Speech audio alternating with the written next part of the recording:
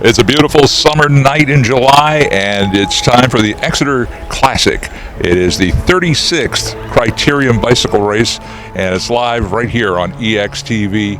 And we've got a preview of what you can expect tonight.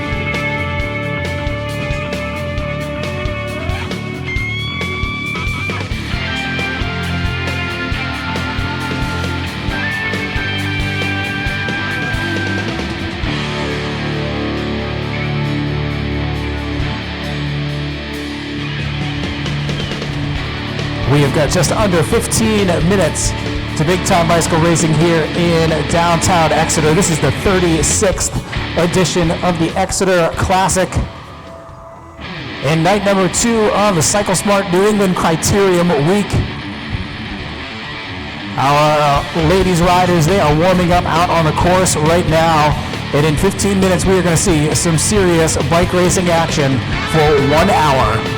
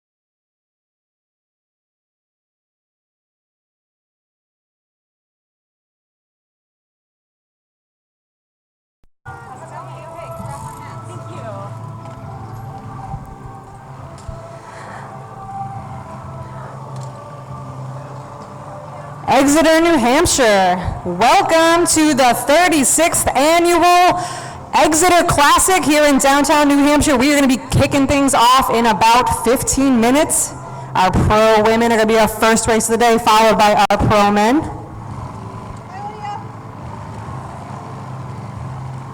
Feel loud.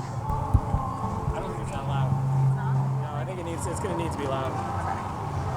I feel like our meet. You can turn the mute.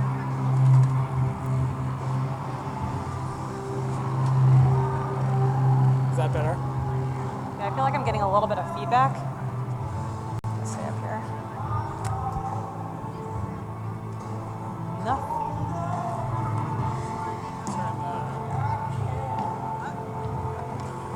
See that it's alive.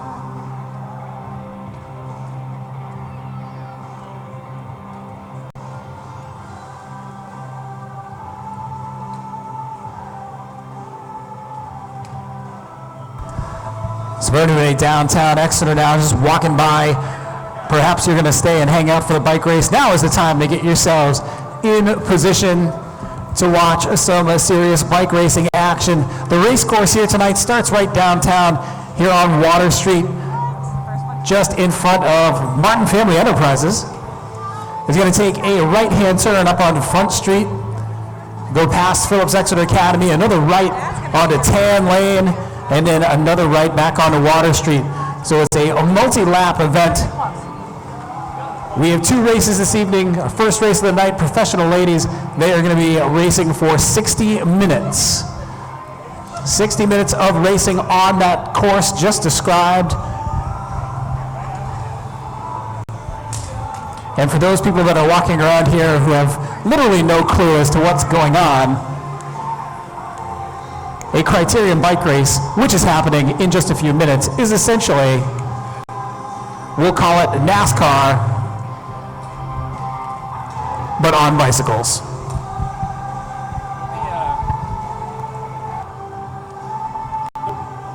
The way that this is set up, because it like bounces off the buildings, can get weird.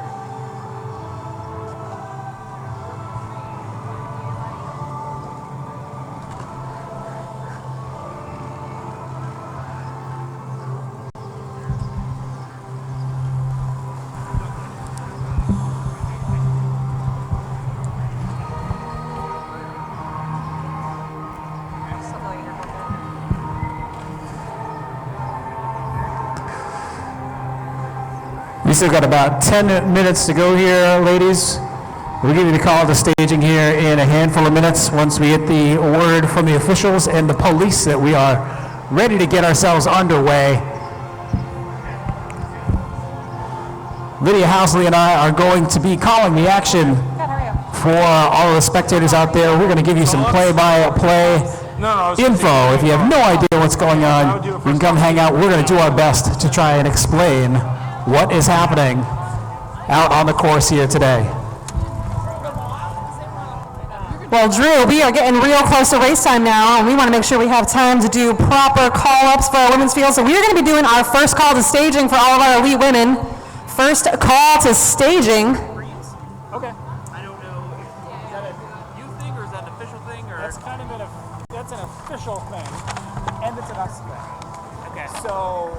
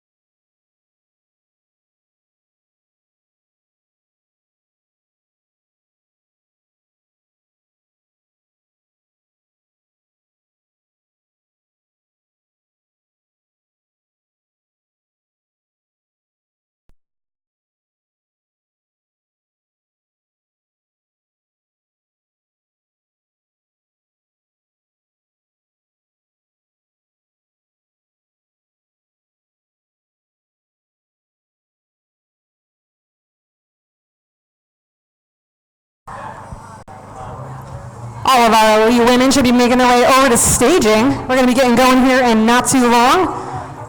All of our pro women, go on and make your way down to the start finish line. We're going to be getting things rolling here in just a few moments.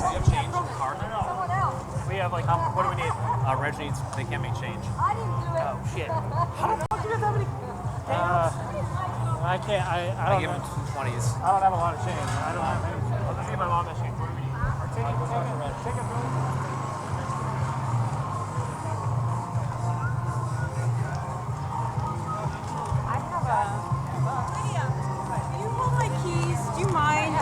Somewhere. Don't forget to come get them. All right, you want to go evens or odds? Why is this here? Well, we can look at. I don't care. Me too. We'll just go in order. Yeah. I think we can trade off. Yeah. We're starting up here. Yeah. Going down. I'll let you.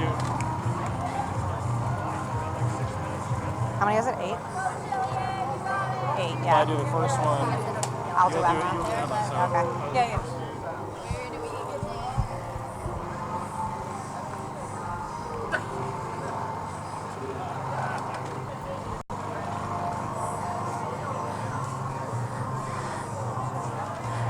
Are we ready? Are we like essentially ready?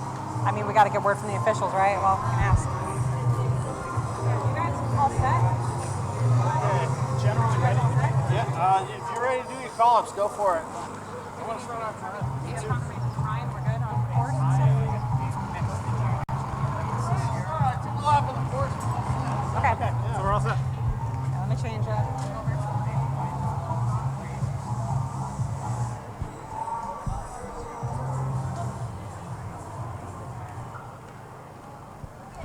All right, ladies, we are going to be getting our call-ups going here. We're getting started on our first race of the day. It's going to be our pro women here at the Exeter Classic, the 36th edition of this race. Coming up to the line, representing Bike Reg Share Coffee, she's sporting a new tattoo, Kristen Reuter. Joining Kristen on the line, it's another Kristen. She's here with a full squad of 9 racers. She is the leader for this crew for ButcherBox Cycling. It's Kristen Arnold. Always a fantastic performer here at Exeter, representing Team Erase, Laura Summers. She has won here before in Exeter. She's won almost every bike race there is to win in New England. She's taken it to the national scale this year. She's riding for Grey Goat Bullseye Total Media. It's Regina Legg. One of the strongest riders here in the New England area, racing for the Green Line Velo Squad, driven by Zipcar's Cleo Dynan. She is tied for second place in the CycleSmart New England Crit Week Series right now. She's riding for Wheelworks Racing. She took a ton of preems at the Long Joe Classic on Sunday. It's Anya Neckner. And your second place finisher this past Sunday at the Longs Joe Classic, riding for Apex Pedal Power, Leslie Lupien. Your current leader of the CycleSmart New England Crit Week Series presented by Verge. She's your National Criterium Champion, winner at the Long Joe Classic this past Sunday. The woman who needs no introduction, it is Emma White riding for Rally UHC Cycling.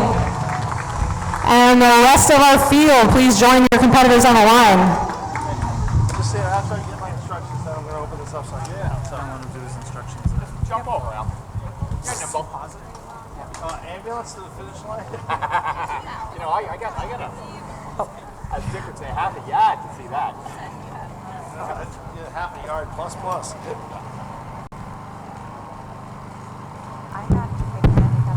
Okay, ladies, good evening. Welcome to the Exeter Classic. We're doing a 1-hour race for you. Okay, we're going to probably take about 10-15 minutes or so to make sure to get the lap counts correct. And we'll eventually have those numbers up for you on the right over here, just past the finish line. Okay, you do have 2 sprints for the series at 1/3 and 2/3. So at the around the 20-minute mark and around the 40-minute mark, we'll be ringing bells for that. I don't know if there are any. I'm sure there are some other preems available, but you'll hear the bells for that as well. Pit is right over here. Looks neutral service is up on the left. You have 1 lap to go in and get stuff fixed if you need to. Free lap rule ends at 6 to go. So if you're in there, everybody has to be out and racing by 6 to go. Okay. I will try to leave everyone in, but if it gets to be a little hairy, I might start pulling riders. So if you do hear my whistle here at the finish line, please withdraw from the race. You will be scored. Okay. And also, you may, at the end of the race, if it's you're in danger of getting lapped by the leaders at the finish, I may pull you 1 lap early just to make sure that the head of the race has a clean sprint for the finish. Okay, wish you the best of luck, ladies, and we will go on my whistle in 1 minute.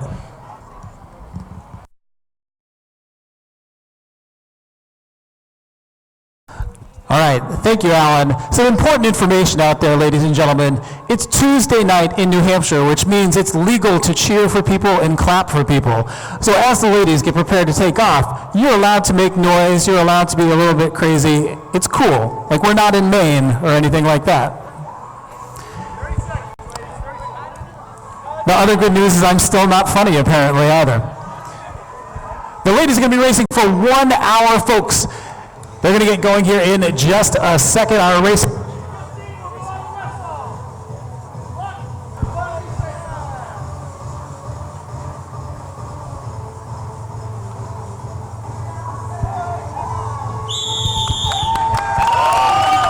And we are off and racing. It's our first event of the day, the Pro Women here at the 36th Annual Exeter Classic.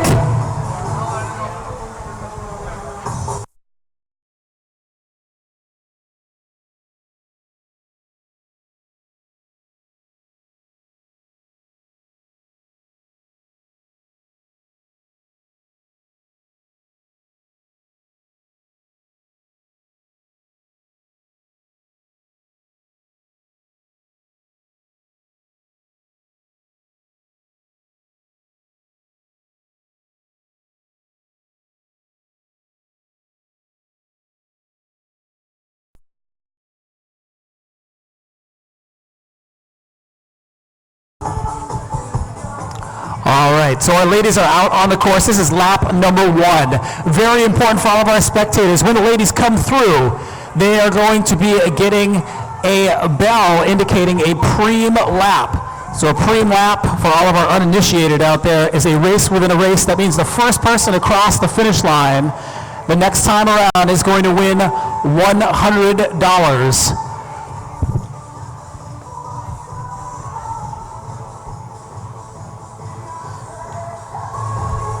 And we do need to make sure that everybody is clear of the course.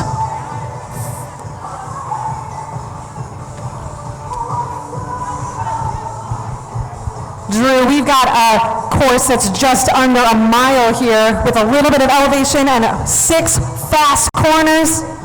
Makes for some great racing. It's not a bad spot on course to spectate. Go ahead and make your way around the course, watch the different corners, see how things play out. And our lead vehicle coming up this little climb. Our ladies coming up, they're going to get the bell. It's going to be a $100 preem, $100 preem, ladies, $100. Now out for grabs on the course. And Lydia, this preem is the Nate Miller second lap preem. Nate Miller is a UNH cyclist who unfortunately passed away in a car accident 2 years ago. He was out riding to work and got hit by a truck. It was one of my former teammates and one of our race director Ryan Kelly's former teammates, and this preem is in honor of his riding style, as he would always attack on the second lap. No one actually knows this part, that he would blow up and then never finish the race, but that's what it's in honor of.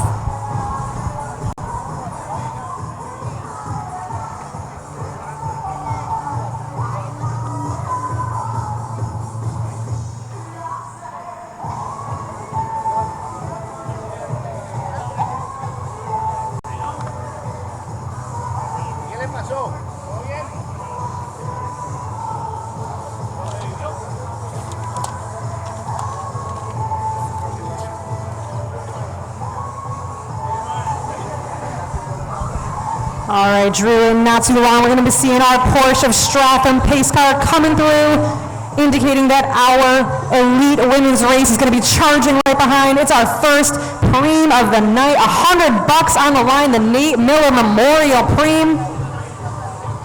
And we are going to see who's interested in a little bit of that early race action, trying to make some spice happen early on the race. 60 minutes of racing going to be happening for our women here today. And it looks like the Butcher Box team, they're trying to take the initiative. Although on the front, that's going to be Wheelworks rider. That's Anya Meichner taking the first preem.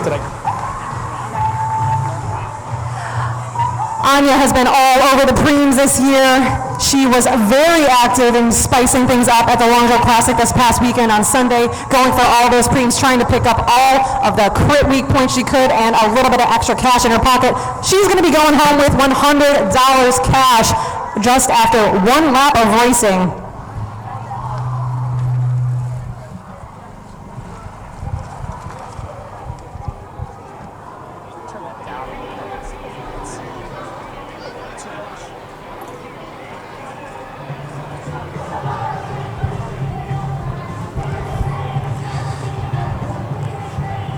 Now, Anya comes from a triathlon background, and recently, the last few years, we've seen her do very well, climb up the ranks in cyclocross, and now this is the first, actually, that I've ever seen her in a road race. Turns out, Drew, she's a force to be reckoned with. Got a monster sprint, knows how to handle herself in the pack. It's been great to watch Anya come through the road racing scene this year.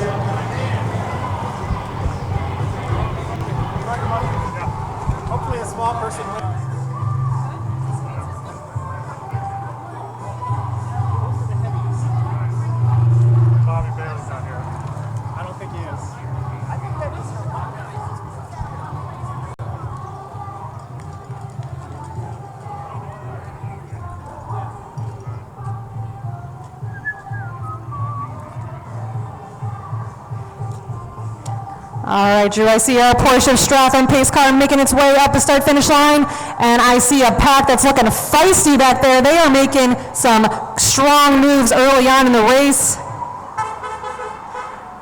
Things are looking together, but we've got the Butcher Box crew on the front. 9 ladies here from Butcher Box, a very strong team, powerhouse team that races all over the country.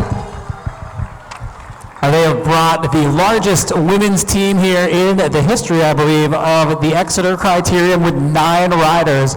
They rolled through looking like a complete Tour de France squad earlier on the warm-ups. So it's going to be really interesting to see how that tactic plays out over the next 60 minutes.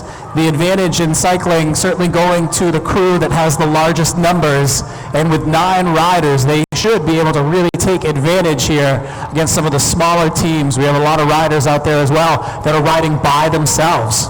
Absolutely, Drew. We saw that play out for sure at the Long Jump Classic on Sunday, with Butcher Box launching near constant attacks from the gun, launching different riders going every single lap, making Emma White, our defending national champion, chase down. And she's just one person. She can't chase everything down. It was an effective tactic. You saw Emma go with some of those early moves, but actually back off a little bit towards the middle of the race.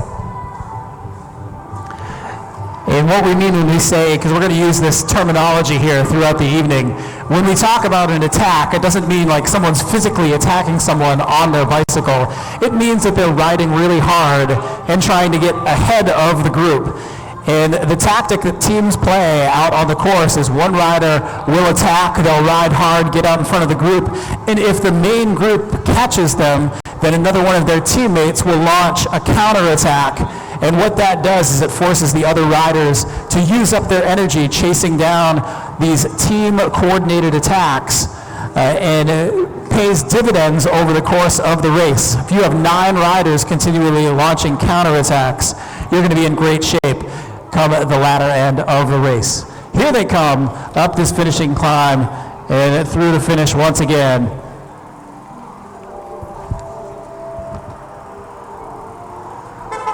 Looks like we've got a new rider on the front. That looks like it's going to be Anya Mexner, who took that first preem, taking home $100, putting that right in her pocket to get things going. She is currently leading our field around this 0.8-mile course.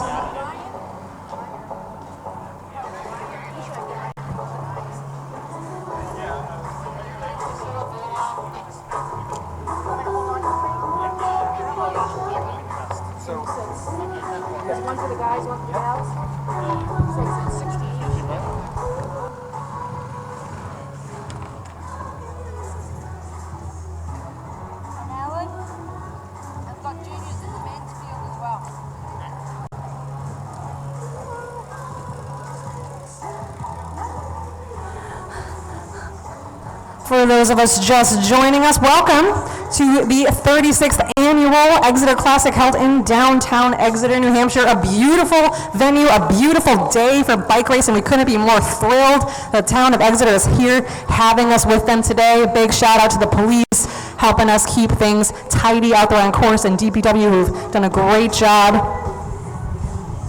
Yeah, absolutely, Lydia. We got the race course set up here very efficiently without issue. I don't think we had to tow a car this year, which is a bonus. Race director Ryan Kelly must be incredibly happy.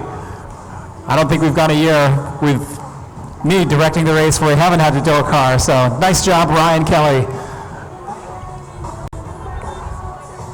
All right, and our field is coming through, and it looks like we have a solo rider putting in an attack right now. She is cramming on the pedals coming up here right now. Who's this going to be? That is going to be rider number 207.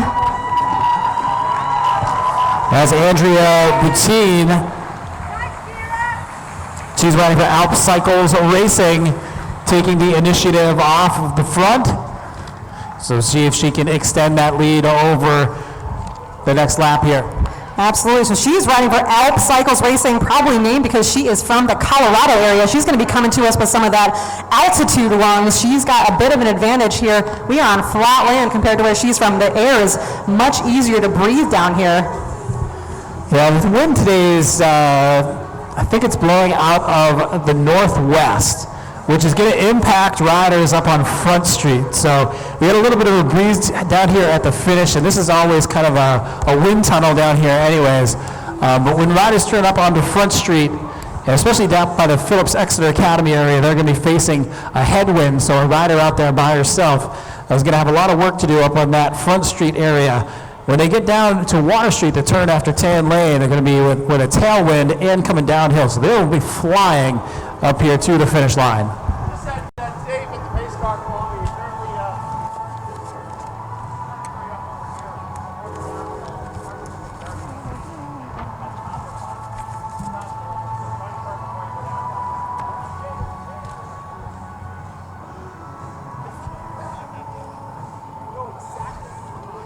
Just moments ago, we saw Andrea Boutine out of Colorado launching an attack. We've got our pace car coming around again. We're going to be seeing if that rider has been able to keep the field at bay. And it looks like she has, and it looks like that lead is going out, Drew. She is making up some good time. That field is chasing behind her. This is a very strong performance. Give it up for this one here. Yeah, big shout out for Andrea Boutine. That's a great extension of that lead. Once again, Anya Mekta on the front here. I wonder the strategy there for her. Is she the only Wheelworks team member in the field right now? I believe she's got one other teammate out there with her right now who we haven't seen come towards the front of the race. Anya, though, is going to be definitely looking to protect her spot in the standings. She is currently tied for second in the CycleSmart New England Crit Week presented by Verge Series. You know, she wants to protect that lead, but I can't but question that tactic a little bit very early on. That seems to be a moment maybe where she's got a little bit of inexperience out on the road here. I would try and force that Butcher Box team to the front. They've got 9 riders. They need to be doing a little bit of work too, and that's, I think, 3 laps where Anya's come through in that lead position. Absolutely. She's going to be doing a lot more work on there, and you're totally right, Drew. I checked out Anya's results. This is only, maybe her 10th or 12th bike race on the road ever, so she is definitely coming to this field with a lot of strength, a very, very strong rider, but maybe doesn't have some of the technical advantage and strategy behind criterium racing that is really just so important in the sport. It's so dynamic, and playing smart rather than playing it strong often results in the win for the day.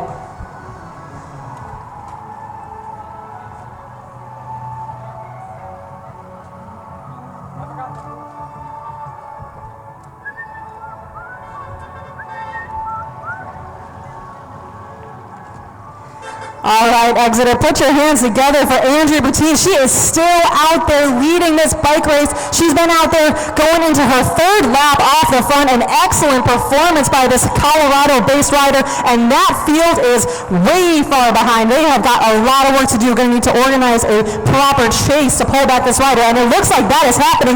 That is going to be the leader of the New England Crit Series, Emma White, a national criterium champion, moving to the front. She says, no thanks, it's time to boogie, ladies. Well, that is a move that certainly they cannot ignore. The national champion in criterium racing there, attempting to chase down that move. That spells disaster, I think, for our race leader here over the next couple of laps, because no one's going to ignore that move by Emma, and certainly Emma's got the strength to get up there to our race leader.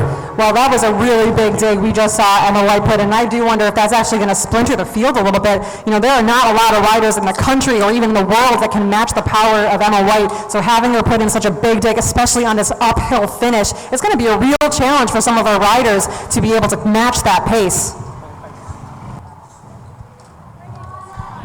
We're going to bring this on. Thank you. It's going to be 9th lap. Already.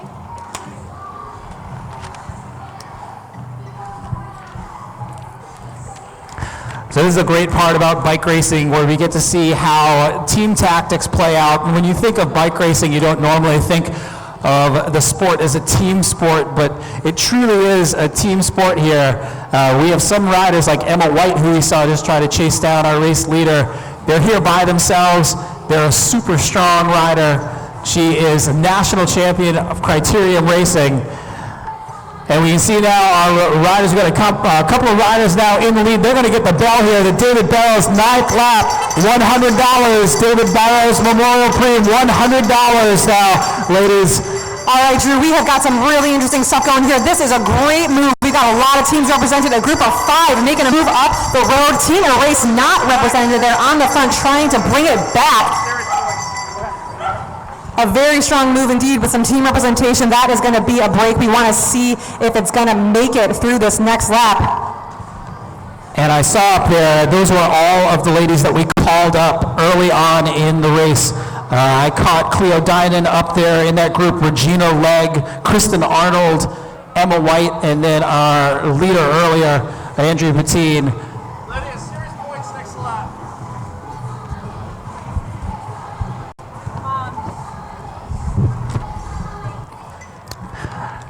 Now again, this is an unfortunate aspect of this race. A lot of the preems here are in memoriam of different riders. This preem, the David Barrows, Brian Bogart 9th lap preem. No, I was right the first time. The David Barrows 9th lap preem, another University of New Hampshire cyclist whose life ended far too early. And actually this past year, his mother, Maureen Barrows, who was a longtime director, a supporter, advocate for this bike race, passed away. Another just tragic preem here. And again, as a UNH alumni and cyclist, we choose to come out here every year and put this race on to remember our friends whose lives ended far too early. So this preem again in honor of our riders. Drew, I'm going to cut you off here for just a minute because we've got the conclusion of this preem lap coming in, and I see a sprint that's going to be hotly contested. Coming in for $100, taking the win. That's going to be budget box. It's series points up the road, ladies. Series points on this next preem. Series points on the next preem. Taking the $100 for that preem was number 222. 223, Minda Murray. Australia, Mike. Minda Murray from Australia. Open the back. It's way on the left. Back-to-back preems are one of those parts of criterium racing that can be so challenging for the riders. You finish your preem lap, you think you're going to get a little bit of a break, and then you hear that bell get rung again, and you know you've got to do it all over again. And on this next lap, we're going to be sprinting for New England Crit Week preems. A point series. We are going to be collecting points at this race, applying it to the overall omnium, and we are going to be crowning a king and queen of New England Criterium racing on Sunday at the Greenfield Criterium, the conclusion of the Cycle Smart New England Crit Week presented by Verge Sport.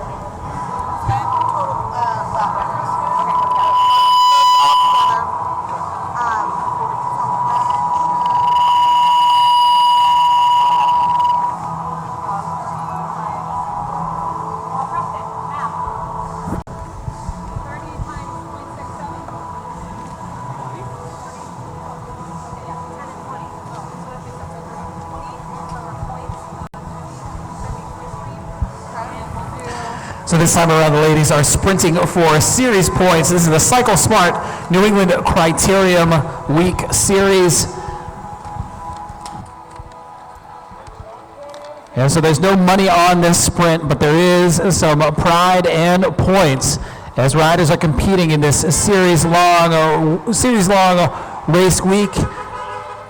And on the front, looks like we've got looked like Leslie Lupien taking the points there, coming around the inside past some of our Butcher Box riders and getting those series points. So that's going to put Leslie in pretty good shape. She finished second this past weekend. Yeah, she is currently tied with Anya Mechner right now for that second place in the series, so she is going to be trying to pick up all the points she can, looking to extend a lead over her competitor.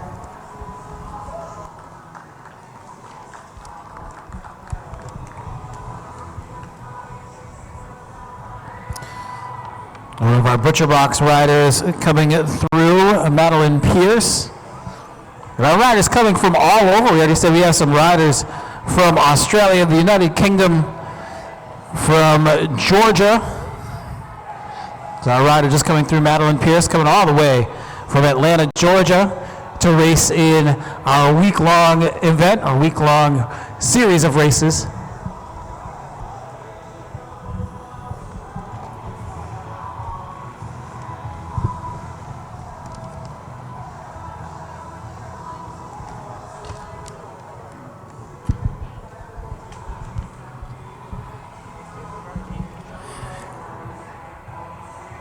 Lap card counter at 20 laps remaining for our ladies.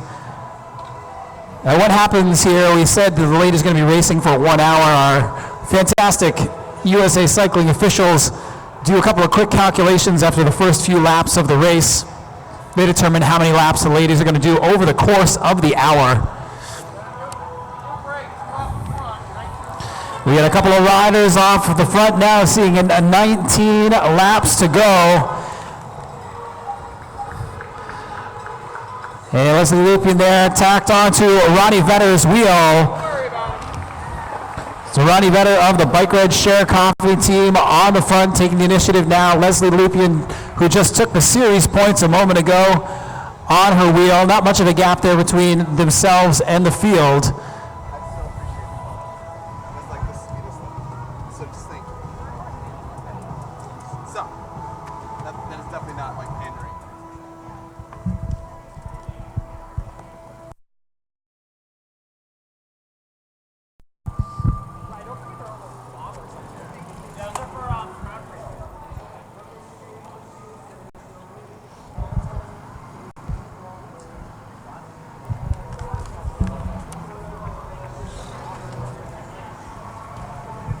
A beautiful night, but a hot night for bike racing here in Exeter, New Hampshire. You'll notice that some of the riders have actually ice stuffed into their jerseys, helping them keep cool out there. We call those ice socks.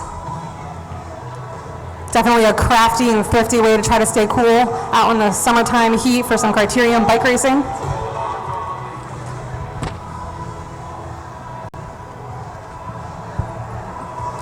But we have certainly lucked out in terms of the weather. It could be much, much worse here this time of year, especially with the humidity. We have very low humidity tonight. Not really a cloud in the sky. And normally this time of year we worry a lot about thunderstorms passing through and wreaking havoc on the road with rain. And certainly this type of race, you want to keep it as dry as possible. And it looks like we've got an interesting move now off of the front. We got a couple of riders here with a very significant gap over the field. They're coming through, seeing 18 laps to go. The Butcher Box rider, Jennifer Darmody there on the front. Up there as well, Kristen Reuter of the Bike Red Share Coffee team. So a great move by our leading four ladies.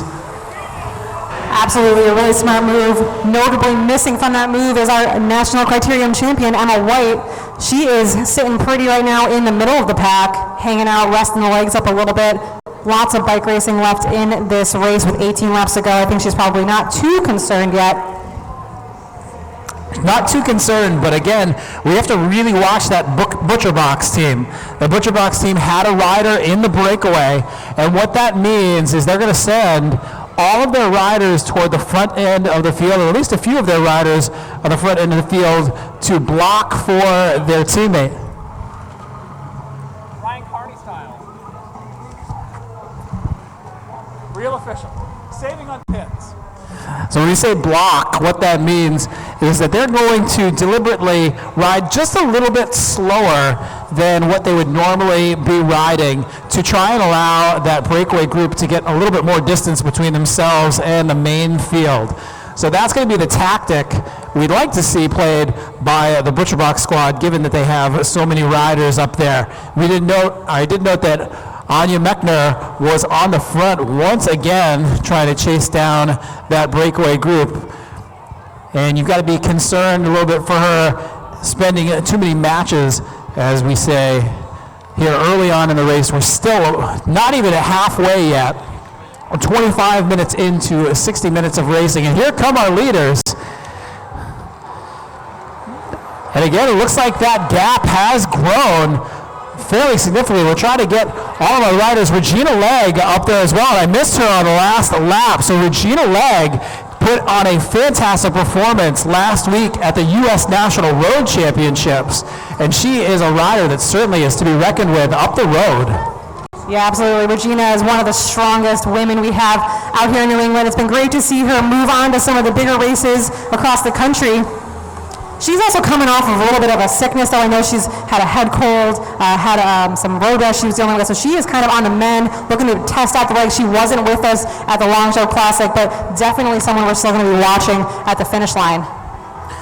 And as the main field just pedaled through there, two of the Butcher Box ladies riding second and third wheel. So letting the Green Line Velo squad do the work in the chase, but they're sitting right there on the wheel of the Green Line Velo squad, again, playing that defensive role for their teammate who's up the road. So as this break starts to get a little bit more serious, we're going to have to put some times here the next couple of laps and see what we're talking about in terms of an advantage, because this could be a very dangerous maneuver halfway through a bike race.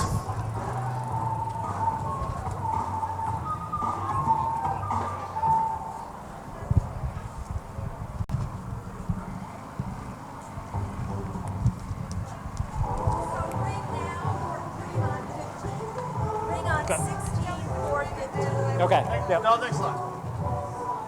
Bell next lap. Halfway. Ryan Bowen. Halfway. No, halfway free. Halfway pre. Not for points. Not for points. Halfway. All right, we are going to be ringing the bell again. It's going to be our halfway preem, ladies. Halfway preem, the Brian Bogart halfway preem for $100. Halfway preem.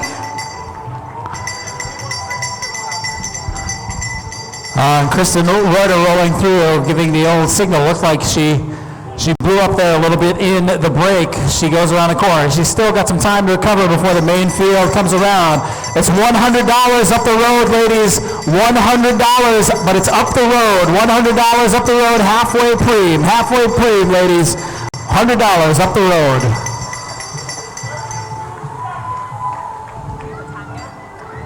I didn't take it.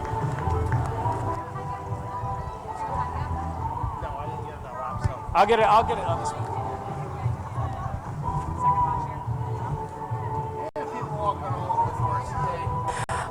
So Drew, to me, it looks like that gap is holding pretty strong. It doesn't look like the field is really making any moves to bring that break of 5 back, or now 4 with Kristen Reuter. It looks like abandoning the race. Halfway through the race, we got half of our racing left still to go. That is looking like a very organized group up there at the front, though, and they are going to be coming around sprinting for $100 for our Brian Bogart halfway preem.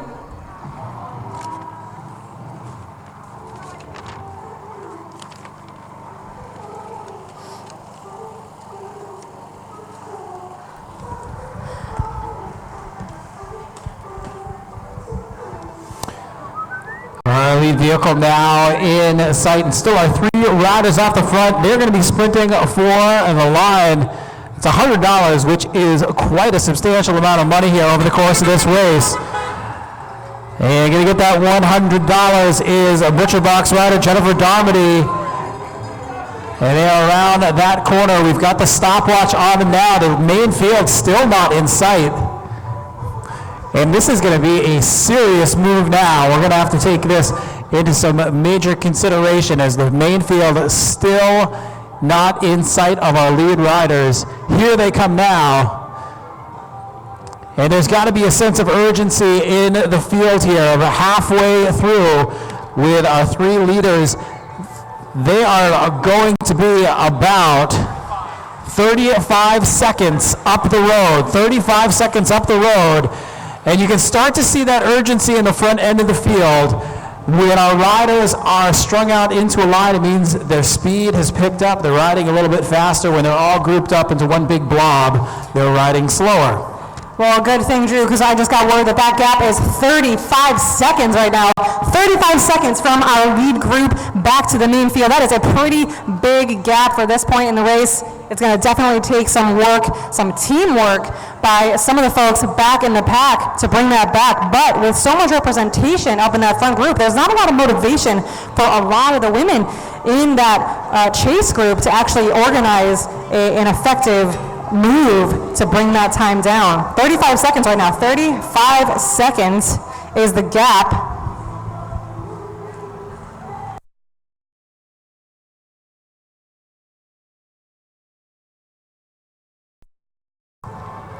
Already our lead vehicle through here. Ladies seeing 14 laps to go. 14 laps to go for our leaders. And again, we're going to get the clock on them. Regina Legg taking the pull through on the front end of the field. And again, up there as well, Andrea Bettine, second time off of the front here, this bike race. Absolutely. So Andrea's coming into New England as a dark horse. Nobody really knows what her racing style is like, what her strengths or weaknesses are. It plays a big advantage for her. She can kind of come in here and be whoever she wants to be for the day. And she is doing that out there up front, showing us what she's got. And we've got one rider trying to bridge the gap. It looks like a Green Line Velo rider. Kind of looks like the style of Cleo Dinan. That is indeed going to be Cleo Dinan, number 211. She is going to be trying to bridge the gap. She has got a lot of work ahead of her. Give her some applause, folks. And the field is responding. We are seeing some of the other teams now move to the front as we get down to about 15 laps to go. By my mark that time, though, the gap now up to 45 seconds. Yeah, I mean, Drew, you saw when they came through, that was a very organized looking chase. They were taking very clean, smooth pulls, taking turns on the front, protecting each other, protecting themselves, and coming through in a very organized way. They're going to be, able to easily extend that gap over the field if the field is not organized back there with a chase. We saw on that last lap a lot of teams sensing that they missed out on that breakaway. So we're going to see for the next couple of laps, riders maybe in 1s and 2s trying to make their way up to that front 3. But I'd be surprised if we see the entire group make it up to the front 3. I think this is going to be certainly the move of the race, and we'll likely see that main group get pretty shattered here over the next couple of laps as they come through the finish now. Coming through on the front is going to be butcher box rider Jennifer Darmody. Last gap was 45 seconds, ladies.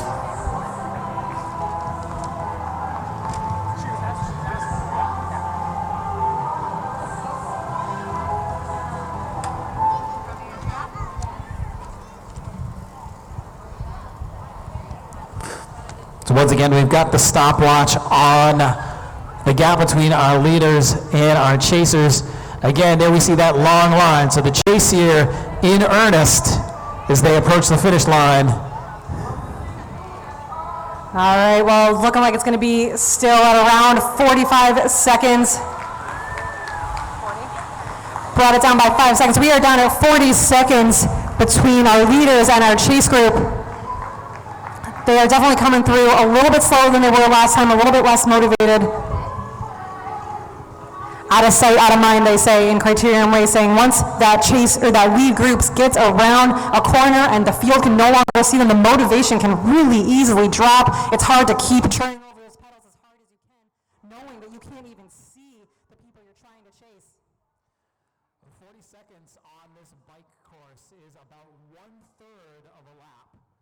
So there's at no point in time, a third of a lap, where our main field is going to see our leading group. So like you said, Lydia, there's something about being able to see who you're chasing that provides that little bit of extra energy in reeling them back in. But without that carrot, without that incentive to bring back the leaders, it becomes just a little bit more difficult mentally to make that juncture.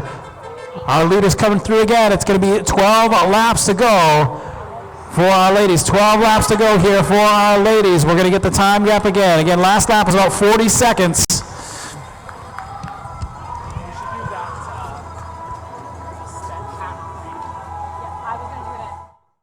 Tell us when you're ready for us. All right, we're with the now, what is your official title? Ryan Kelly. Yep, I'm one of the race promoters. The race promoter of the Exeter Classic 36th. Yeah, so I'm younger than that, but this race has been going off and on for 36 years in Exeter, and I've worked with it since I went to UNH in 2003. Now, for a newbie, tell us, it's a women and men's event. Yep, so right now the women are on course. Both men and women do an hour of racing. We do an hour of racing, and they time it the first few laps and do some math and see how many laps they're going to do. Course is 0.8 miles. And they're what they call preems, right? Yep, so in the race, so we have the final big sprint at the end, like you might see in the Tour de France, but also we have mid-race sprints called preems, and the announcers will ring a bell, and then they'll say next person across the line wins $100, wins gift card to Water Street Bookstore or whatever it is. And then in the men's race, we have what we call a crowd preem, and this year we're doing a 50-50 split. So the winner of the preem gets half of the money raised from the crowd, and what we're going to do is I'm going to run around. We have prizes from Exeter Cycles and Noon Hydration to get people to give me $1, $2, 10 cents, whatever. And then the other half is going to go to Annie's Angels, which is a charity in Exeter. Now that's a prime beneficiary of what's going on today? That's a beneficiary of that sprint, that preem, and then we also have the Bogart Bemis Barrows Scholarship at UNH, which is in memory of UNH cyclists who have died, and then it's given to a UNH cyclist. Excellent, excellent. Now, again, would you call this an endurance race? It's interesting. At this distance, it's not fully endurance because if you're like me and you have a 5-year-old daughter and you don't ride as much anymore, you can still kind of fake it. The big thing is you have to be able to have these between 10-second and 2-minute bursts of pure power to close the gap when the pace picks up like it's happening right now, keep going super fast, and then to sprint at the end. So there's a bit of base endurance you have to have, and then a lot of it's kind of the fast twitch if you want to win. So these are experienced riders, correct? Yes, this is the women's and men's pro, and then category 1, 2, and 3. So it's in bike racing, you have category 5 as beginners, and then the better you get, the lower your category is. So it's sort of your elite amateurs and pros. And we actually have the women's national champion racing tonight. And then I was going to ask you, who are some of the big names going in this race, the women's race, and then tonight for the men's race? So as you saw the group go by earlier, there's 3 women up the road, and one of them is Regina Legg. She lives in Salem. She's a pro racer, and she does the Exeter Cycles group ride Wednesday night with us when she's not traveling for racing. We've also got Emma White in the race right now. She is currently leading the Cycle Smart New England Crit Week series. It's a series of races in New England. Has a series overall. She's leading that. She's also the current, as of just 1 week ago, the Women's Professional Criterium National Championship. So she's in the women's race. Her brother Curtis White is in the men's race. We have Adam Meyerson, who won last year, returning. He's raced this race since the 80s. He's had a really long career. We've got a lot of other strong local riders in there too, and a couple of full squads, New England regional squads, and some squads from like New York coming up to race. And when's the last time you were in the race? How old's my daughter? 2013. Wow. And then I've been racing. I do a little bit of racing, but I've announced this before and just been involved in this race for a number of years. You're a busy man. We've had a lot to get you just for 5 minutes here. I wish I had started my Garmin when I've done probably 20 laps of the race, just checking with volunteers and the officers and stuff. Well, this is really a great night for racing. Beautiful weather. Yeah, and Exeter, this is such an easy race to run because all the businesses in Exeter know about it. They're very supportive. Folks in town are really supportive and tolerant. I mean, realistically, this is we're asking a lot of the town to put up with, closing downtown for a night. But everyone seems to enjoy it, and we're just really happy. I live in Exeter. I love this town, and I'm just glad to be able to do something fun. And a shout out for any of the sponsors that help you guys out. Cycles is our title sponsor. They right on Portsmouth Ave. That's where I get my bike was there today getting fixed. That's where I ride out of Wednesday nights. We've got Unitil, a local utility, La Festa Brick and Brew Pizzeria in Dover. D Square Java is the official coffee shop right down the street. And Las Olas, an army marches on its stomach, and Las Olas provided the burritos for volunteers. I mean, Matt. I love Matt. Yeah. All right. Well, we'll be checking in at the end of the races and finding out who the winners are. Great. You got a great night. Keep busy. Yeah, thanks for having us. Thank you, Ryan.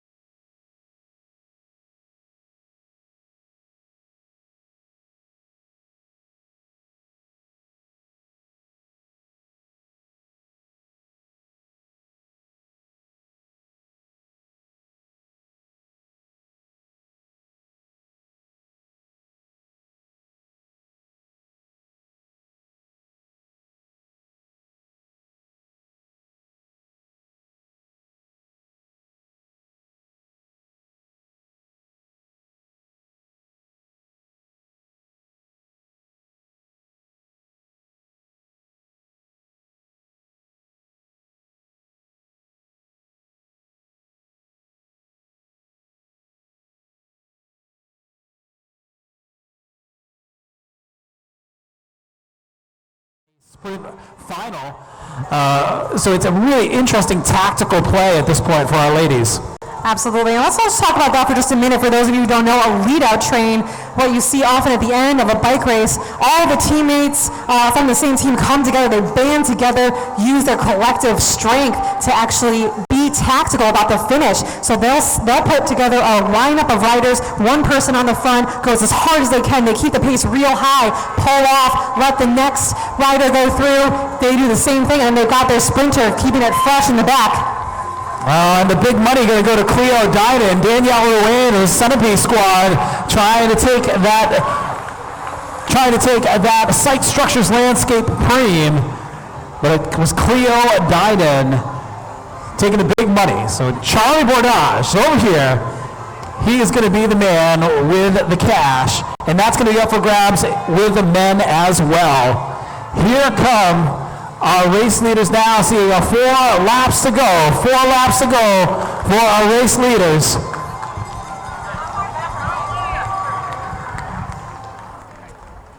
Back to front 20 seconds right now. If that stays, that goes 15 and under, we're going to do an early field finish to 2 to go for the field. Okay.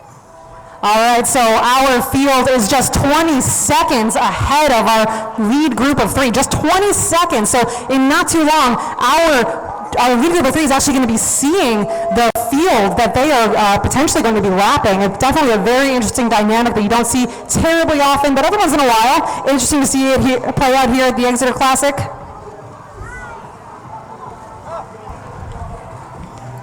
Well, again, the situation here, very interesting tactically, but also very challenging here for our officials. We want to keep everyone safe as possible, so we have a lot of considerations to make. We're going to try to walk you through the finish here. Some weird things might happen. We'll hope that nothing weird's going to happen, but we may have to talk to you about some weird stuff out here with our main field. When they come around again, it's going to be 4 to go for our main field and 3 laps to go for our lead ladies.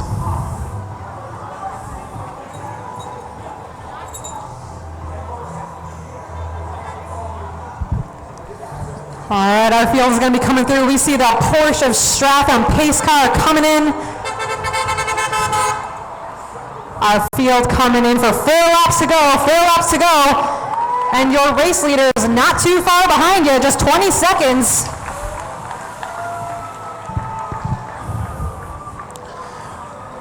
And a lot of the riders seem to be content. It's going to be 3 to go here for our lead riders. 3 laps to go now for our leaders as they make their way through the finish. Look at the pace difference, Drew. They are charging up this hill. Our field going a bit slower than that. They are going to continue to bring down that gap. Well, now we'll look to those 3 ladies, how they want to play out that finish.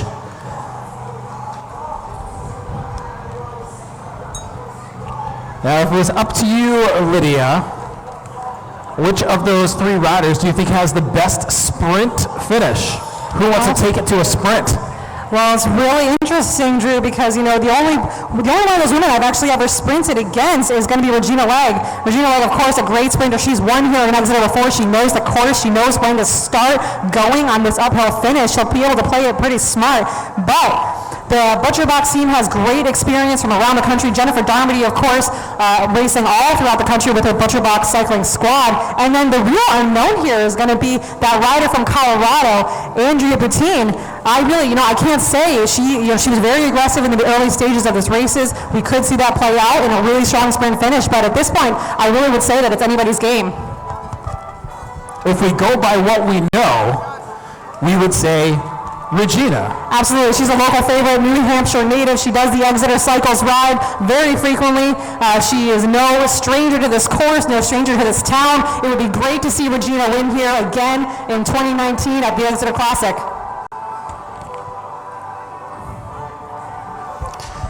And again, we're getting down to the business end here of our race, folks.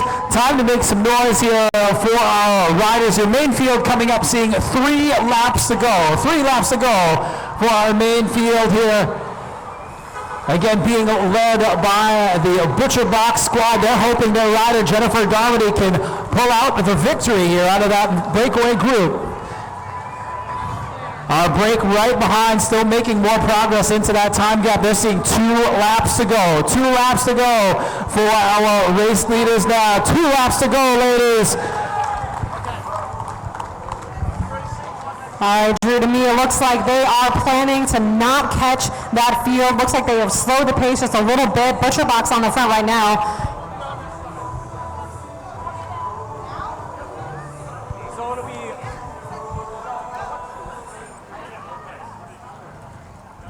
Hey, all right. It's fine. I guess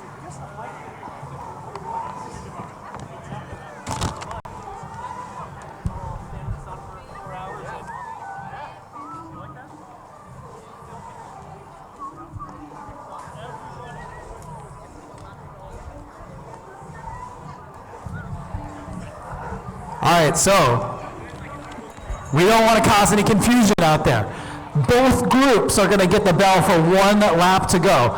Our main field is not going to be sprinting for first place, but because of the proximity that our breakaway riders are to our main field, we want to finish that main field early.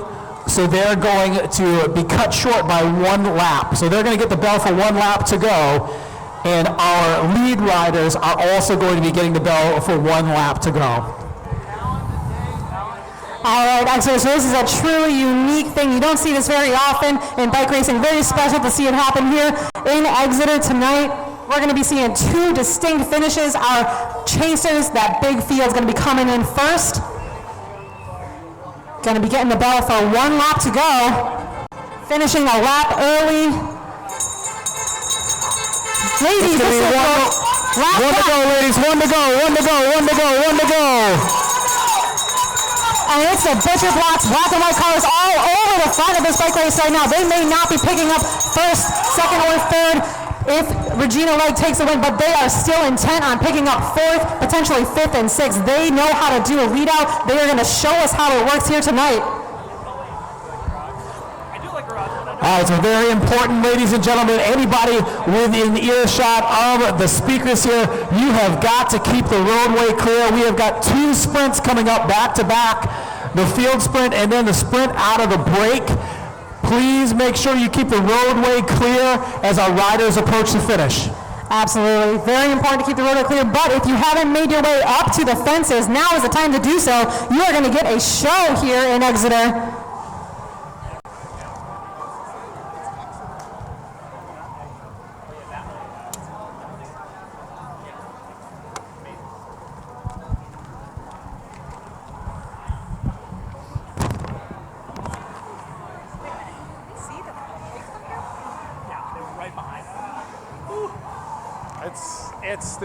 That's tough. Are they going to know if this isn't their finish? Everyone got the bell, so everyone's finishing. Everyone's finishing. So this is it. Everyone's finishing. Everyone's finishing. The break too? Everyone's How finishing. are we going to score? Well, they're officially getting lapped. The main field's officially getting lapped. All right, here comes our lead vehicle. We're going to see 2 sprints here. We want to keep our eyes on the breakaway. So the main field here is sprinting now for 4th place. This is a 4th place sprint. Looks like Butcher Box all over the front. It is Butcher Box on the front right now, but sprinting right against her. That is going to be riding on a 229. That is going to be Kaya Schmidt. She just took home several national championships at the junior level, and she took 4th place here tonight. In the back now, Regina Legg. There's Regina Legg. She's going to take the race win there out of the breakaway. Followed by our Colorado rider. That's going to be Andrea Boutine taking 2nd place, followed by Butcher Box's Jennifer Darmody in 3rd. What an incredible finish to this 36th edition of the Exeter Classic for our pro women. Race promoter Mike Morris all smiles after his wife wins. He's going home with a little bit more money in his pocket.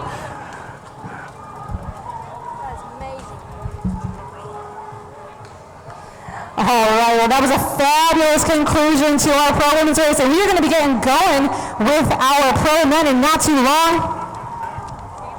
Yeah, I think they got. So all of our pro men, it is now time to report to staging. All of our pro men report to staging. We're going to be doing call-ups in not too long here. Let them know if podium and fail will be after. Okay.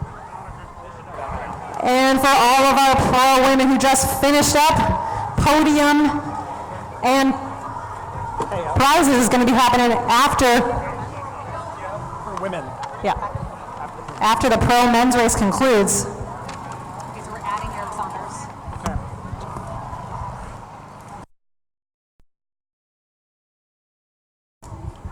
Again, pro men, please report to staging at this time.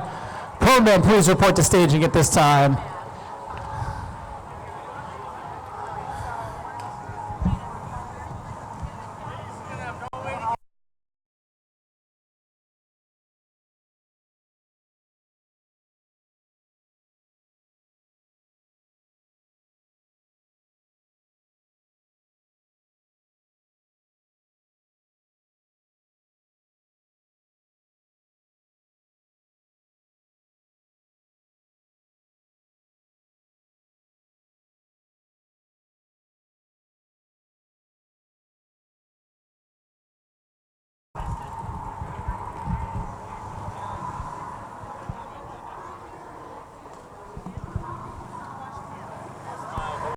If you're not already over there and you are a pro man about to line up, it is time to get on over to staging. Pro man going to be coming up in just a few minutes.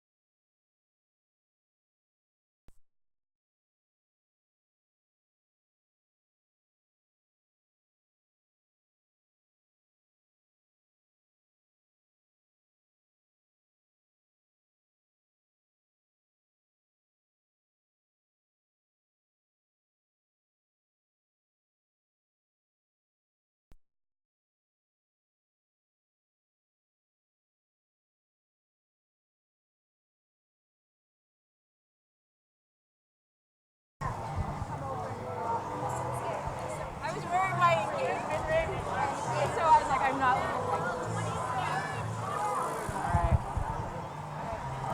Once again, all pro men, please report to staging at this time. All pro men, please report to staging at this time. We are about to get our men's race underway.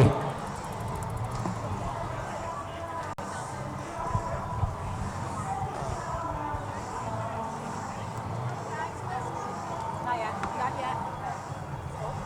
Here we go. All right, want to do call-ups? It's double-sided, and then I have some stapled ones. No, double-sided's great. It's easier. Thank you. All right, we are going to be getting going here with the call-ups for our pro men. We are going to be giving some recognition to some of the best riders out there lined up for the Exeter Classic today. Are you going to start with Eric?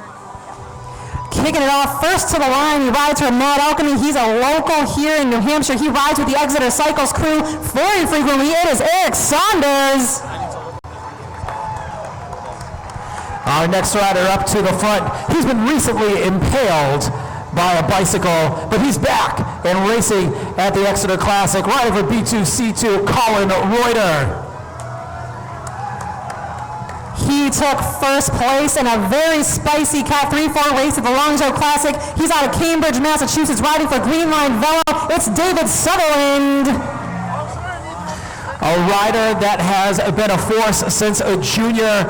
He was in the top 3 here last year, riding for Fusion Cycles, Danny Estevez.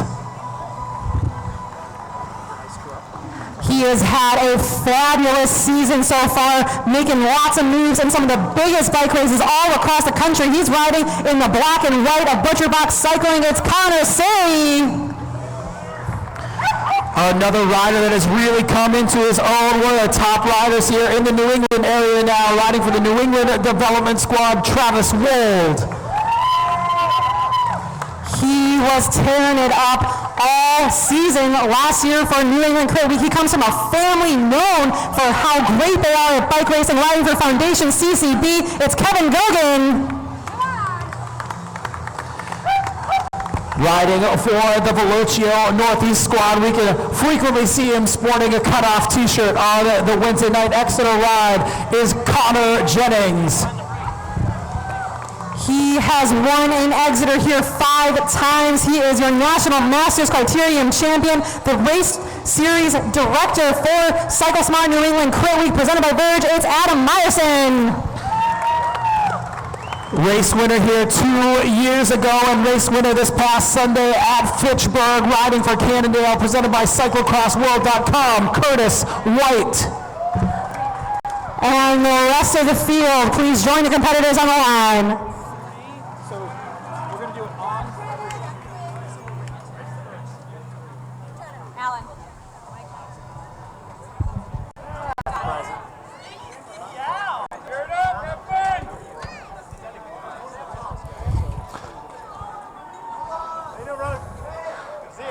Okay, gentlemen, good evening.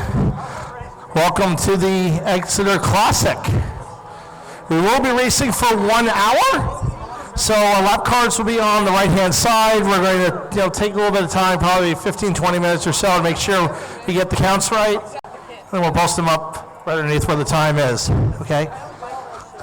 There will be 2 sprints for series points at the 20 and 40 minute mark. So the lap before those times are about to come up, we'll ring a bell for those. There will be other premiums, and they'll be also signified by the bell. Junior riders, the rollout is up by the pit. So please report to junior rollout after you finish. If you are pulled, you will be expected to report to rollout as well. Okay. Speaking of the pit, it's up behind me on the left-hand side. Free lap rule ends in 6 laps to go. Okay, so if you're in the pit, everybody's got to be out by the time the leader sees 6. I will be pulling riders that are out of contention, so if you're about to get lapped and you hear my whistle, please withdraw from the race as soon as possible. Okay, you will be scored if you are pulled.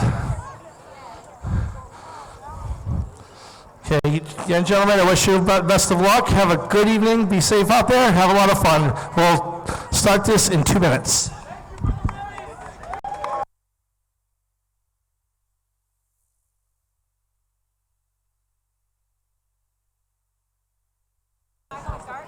All right, so we're a little early, folks. Before we get started, if you could indulge me here, this race would not be possible without the efforts of one Maureen Barrows. Maureen Barrows recently passed away this past year after fighting a very long battle with cancer. We would not be here today without Maureen's help over the years. So if you could please join me in a moment of silence to honor Maureen before we get our race underway, that would be much appreciated. 1 second. Yes. Thank you. Thank you all very much.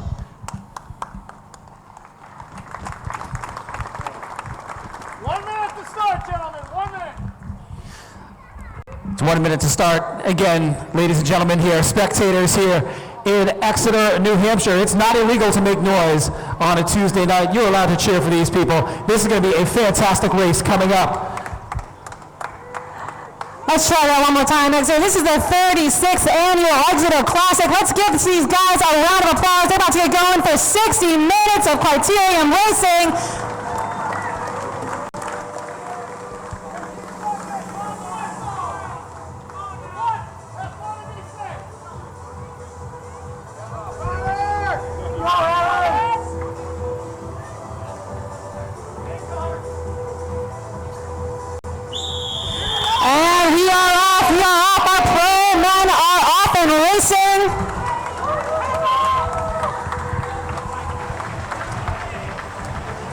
Here we got a very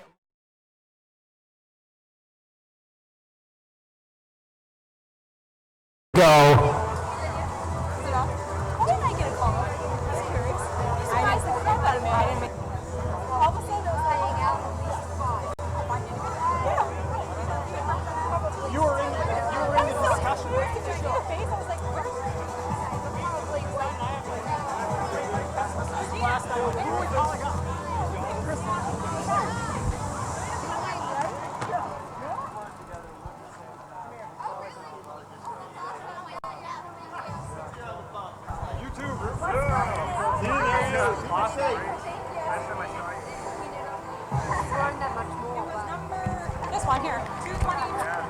2:17. He's dead. All right, Drew. We are going to be getting this racing underway for the men, but first, I have got our race winner for our pro women, Regina Legg. She's won here before. She took the win here today after being in the break all day. Regina, tell us what it was like out there being in the break for so long. It was hot, but it wasn't terrible. I think we worked really well together, and I know that Butcher Box was likely blocking in the field behind us, so I think that was really helpful for us, knowing that Emma was probably going to try to catch us or bridge, but it didn't happen, so I'm pretty happy about that. Absolutely. You guys were working like a well-oiled machine out there, taking very smooth pulls. You guys went around about a third of the way through the race. When did you decide to go with them, and how did you decide that those two racers seemed like ones that you wanted to be out there with? Well, I think Rachel's really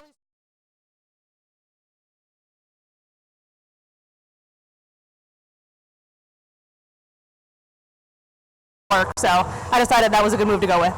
Awesome. Well, congratulations, Gina. Where are you going to be headed next? I know you're heading out of town to do some racing. Tell us where you're going. I'm headed out to Indiana to race the Mass Ave weekend with my team, Grey Goat Bullseye Media, and we'll be out there Friday night, Saturday, and Sunday this weekend.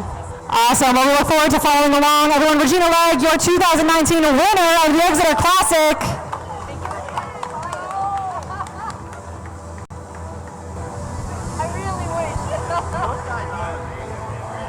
So we just saw our lead men come through already on the first lap. A lot of maneuvers off the front. You notice how long that line of riders was. A very quick first lap. The first couple laps here of this bike race are very important. You have to be in good position.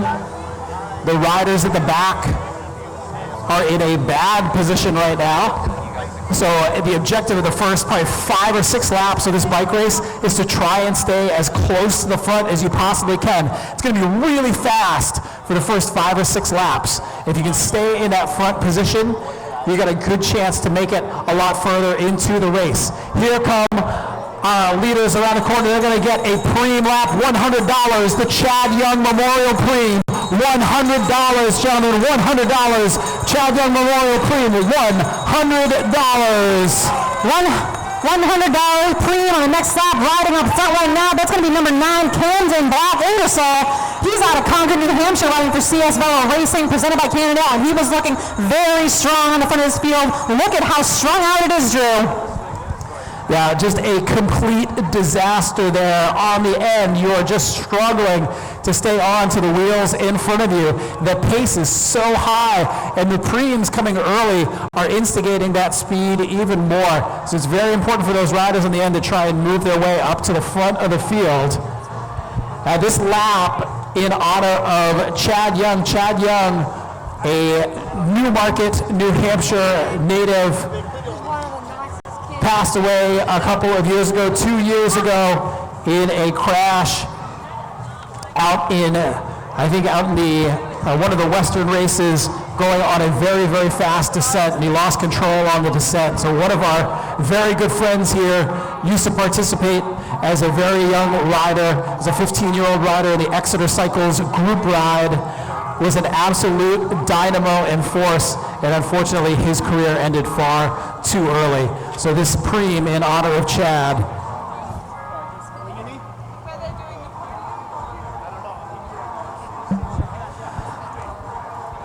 And already our leaders, they are sprinting there from the bottom of the climb. It's going to be for $100 here, $100 on the line, and it looks like that's going to be...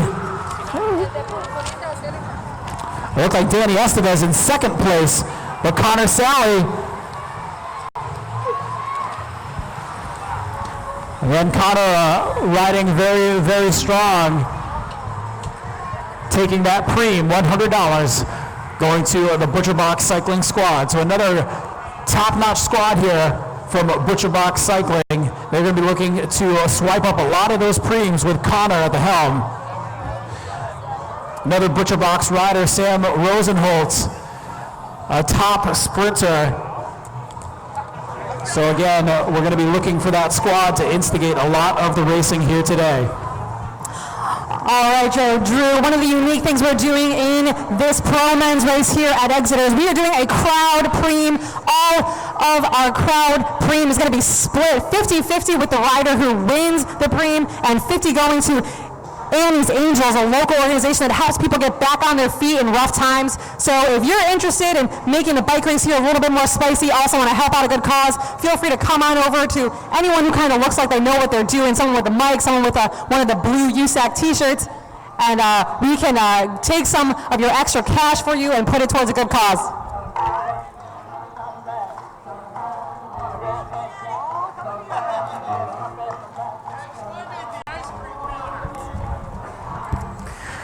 All right, coming around very quick. Again, these first 5 or 6 laps, we're going to see the riders all strung out in one line. This indicates the pace is very, very high. They're trying to shed some of that dead weight out on course.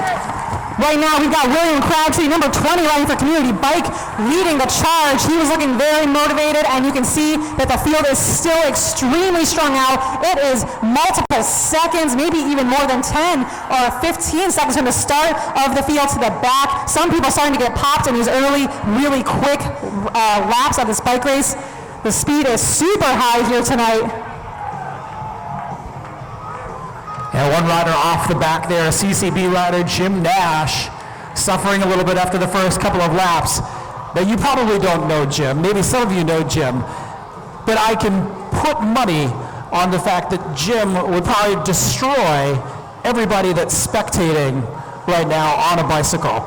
If that's any indicator as to how fast this is, Jim is a fantastic Masters racer, and to see him suffer on the first couple of laps is a really good indicator as to how tough this bike race has started already for the men.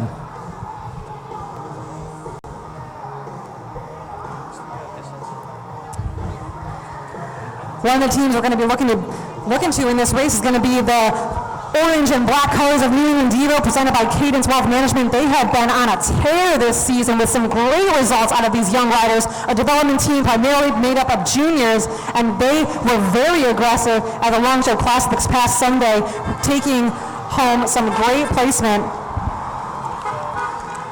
And here we go again, another strong move. That's going to be Matt Kerbo off the front, Velocio Northeast, along with John Harris. John Harris riding for ButcherBox Cycling. Again, we're going to see that large team of ButcherBox trying to mark some of those big moves. Getting a shout out from Alan Pimentel there on the end of the field. Alan, another one of our Masters riders, he's out of the Portland area. He is an electrician. I don't know if that's important for people to know out here, but we try to accumulate as many facts about people as possible. But Alan is a fantastic athlete, great bike racer, great runner, does a lot of surfing.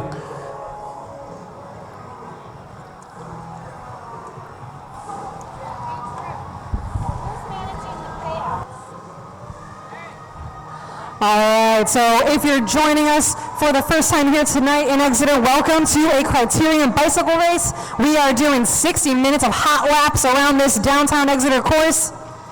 Out there right now, we've got our pro men. They've been out there for just about 10 minutes, another 50 minutes of jam-packed, exciting racing left to go, full of preems. It's gonna be a hoot. Stick around, grab some ice cream. Beautiful night for some bike racing.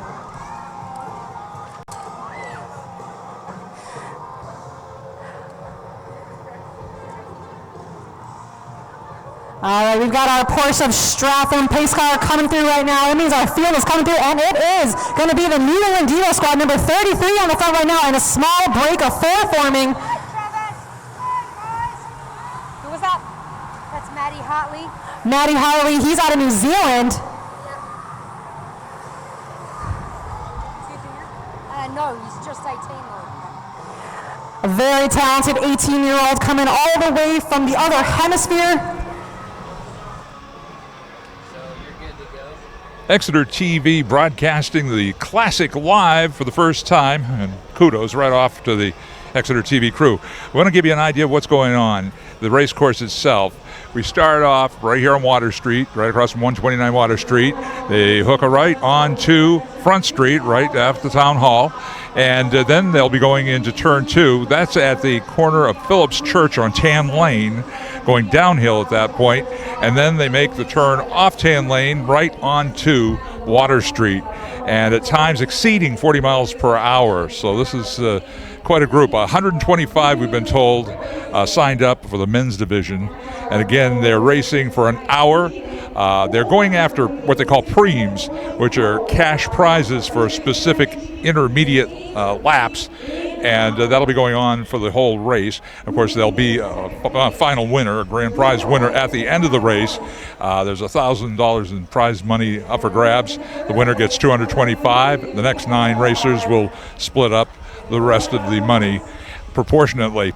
It's been a great night weather-wise for the race, and a great crowd here in downtown Exeter taking in the 36th Exeter Classic Criterium.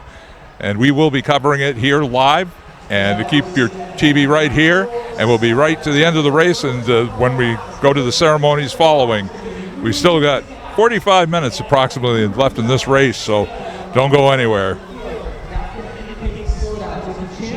Riders on the back end of the field to catch up to the front end of the field and get themselves into a better position for the duration of this race. But we're only 12 minutes in, and we've already seen quite a handful of riders not be able to maintain the pace of our leaders here in our elite men's field.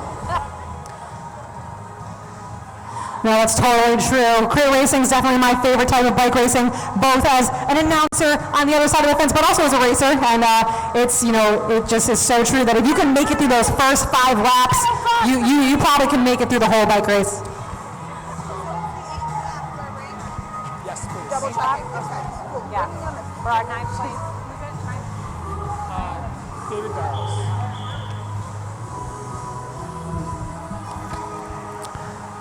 Ben Kramer of the Sunapee squad getting the whistle. I know he had ambition for a little bit more race time today, but I will say the first couple of laps here have been the fastest that I have seen in quite some time for an Exeter bike race. And the gentleman coming through again, they're going to get the bell. 9th lap preem at David Barrows, 9th lap preem, $100, gentlemen, $100 preem. So leading it up there is number 82, riding for the New England Devo squad. That's Travis Wold. He's coming off a Cat 2 Omnium win at the Tour of America's Dairylands, an 11-day stage race where you are racing day in and day out. Right on his wheel was Daniel Zamora for a community bike, a very strong breakaway rider that we saw in several moves out on Sunday at the Longview Classic. Well, you know what, Lydia, I will tell you, looking dangerously comfortable in 4th wheel was Curtis White. Absolutely, he can be tricky to pick out. He is riding in a stealth kit right now, no flashy colors, but he is certainly one that everyone has a target on. Doesn't matter what jersey he's wearing, the target is definitely on Curtis White's back.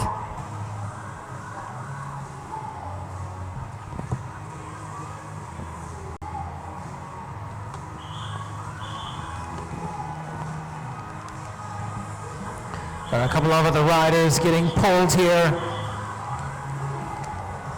They're getting pulled before our main field catches back on. Oftentimes we'll see riders be able to reintegrate in smaller races, but this race, given the speed and the size of the field, these riders are going to get pulled out of contention for the race because we already have our main field coming up, barreling up this road. We got one rider off of the front. They're going to take that $100 for the 9th lap preem. And this is going to be Travis Wold off the front, I think. Sure is. So Travis Wold taking the $100, and he has been riding out of his mind this season.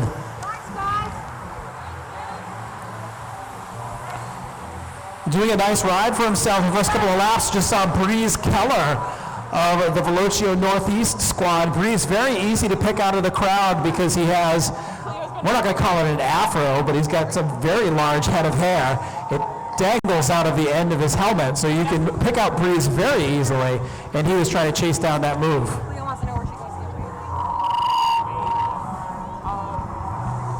Oh, yes. All right, fans, come drink beer with us. Cleo got it. I'm just the chaperone.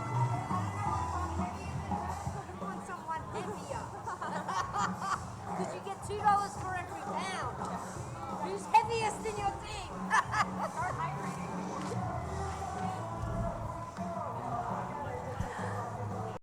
16 minutes of racing gone, 44 left to go.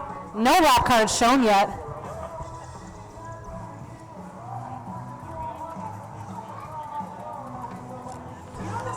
Looking up the course there, I saw a glorious head of hair owned by Ed Spuler.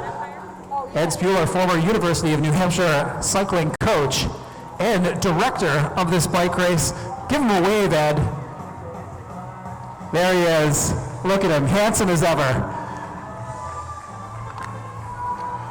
All right, we got our Porsche of Stratham pace car coming up, and things are getting spicy up here. That looks like That's Breeze Keller. There's the hair. Breeze Keller, easily identifiable with that counterattack. Breeze, of course, a very strong cyclocross rider as well.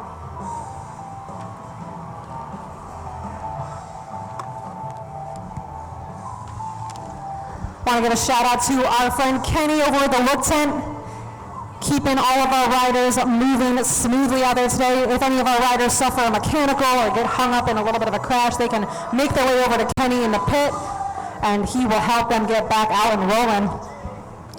And speaking of across the street as well, make sure you check out the Velocio Airstream. There's a lot of high-end cycling gear that you can purchase inside that fine-looking machine. And Velocio, one of the sponsors of a team here in today's race, Velocio Northeast, and their rider Breeze Keller off the front right now, representing their squad very well.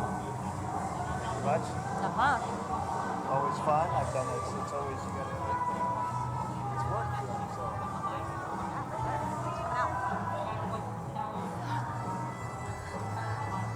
As a reminder, all of our spectators out there, we are going to be doing a crowd-sourced preem. Half of that preem money is going to be going to the rider who wins the preem lap, but the other half going to Annie's Angels. Drew with the call. This is points here, points. Cycle Smart, New England Crit Series points up for grabs here on the next lap. Again, this is points, gentlemen.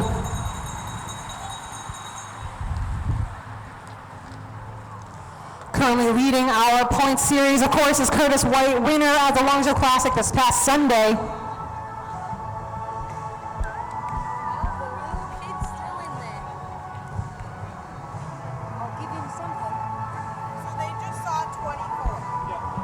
I just need to double check this. So we just rang at 24. So we rang halfway. I don't know the answer to that. So she did want me to double check. You know what? Just do, well, you can just like, just pick something. Have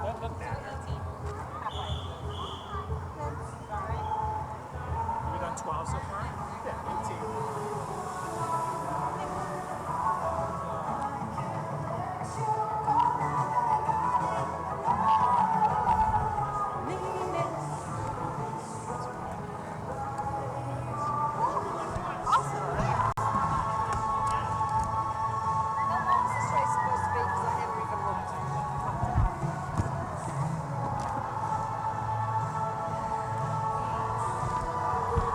All right, this is a New England Criterium Series of points. That's Danny Estevez all over the road there, trying to get these points. Oh, that's going to be really close. It looks by my mark that Travis Wold got that maybe by a wheel. Not even a wheel, a tire. Extremely close. Gonna have to go to the camera for that one for sure. Very competitive for those New England Crit Week points. Travis won it by that much. Yeah, I was going to say like a tire. So we have semi-official confirmation that Travis Wold got that by about a tire width. So maybe an inch over Danny Estevez. Danny Estevez drives me crazy. Danny Estevez has been racing for years, and he used to show up here racing for Hot Tubes, which is a junior development squad. And now he's here, he's racing super strong, he's got a big beard, just racing out of his mind, and he was all over the road for that sprint. but Travis got him just at the end. Great throw of the bike there by Travis to pip him on the line. Definitely going to be valuable for him. He is sitting in the top 5 of the New England Crit Week Series, so he is going to be going into Greenfield next Sunday with a few more points, giving him just a little bit more of an edge over his competitors.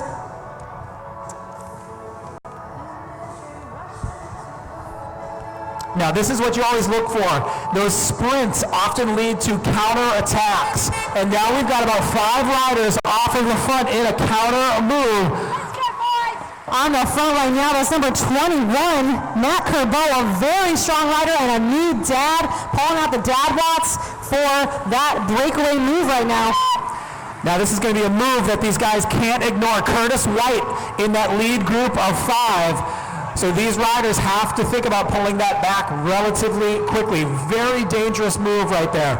And you can see how much damage that sprint lap really did. The field again extended, nearly a full city block long between the front of the field and the back. People working at the absolute max just to stay in connection with the rider in front of them. So the likely scenario now in the next couple of laps is this is where we get to the real racing aspect of the bike race. And we're going to see a lot of attacks and counterattacks. We've got a nice move off of the front. If those 5 riders get caught by the main field, we'll look to see another rider out of the main field jump, ride really hard, and try to attack the main field, create another breakaway situation. You kind of go in that order, that pattern, for the majority of the rest of the bike race until some sort of breakaway gets established. So this move, again, very, very dangerous with Curtis White. He is the Cycle Smart New England Crit Series leader as it stands right now in the breakaway. And here they come up this climb to the finish. And it's confirmed now. We have a breakaway. 5 riders. There he is, Curtis White, a little flick of the elbow, telling the next rider to pull on through. There's actually 6 riders on the front now. And that break has extended. We are about 15 seconds, nearly 15 seconds established essentially over the course of 1 lap. And you'll notice that we've got 2 New England Devo riders up there. That is the same game that they played this past Sunday at the Longzhou Classic. Putting 2 of their riders up there in the winning break gives them a little bit of an advantage over the rest of the teams up there in that move who only have one, just themselves to rely on.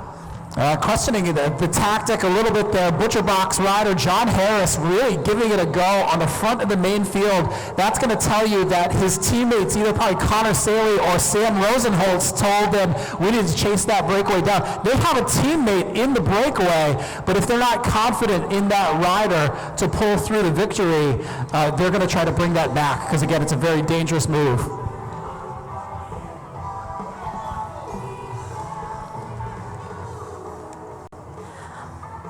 Want to remind all of our folks joining us on the internet that there is a donate button there for you if you are looking to contribute to the Annie's Angels preem that's going to be split between our race winner and Annie's Angels, a local organization. Does great stuff to help families get back on their feet when they're experiencing hard times.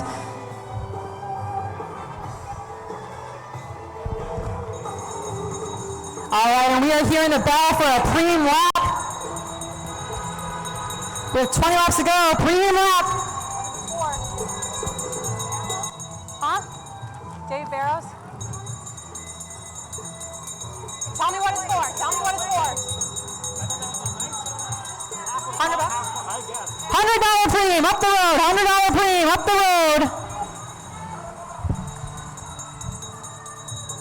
All right. We got to have better communication about preems. Huh?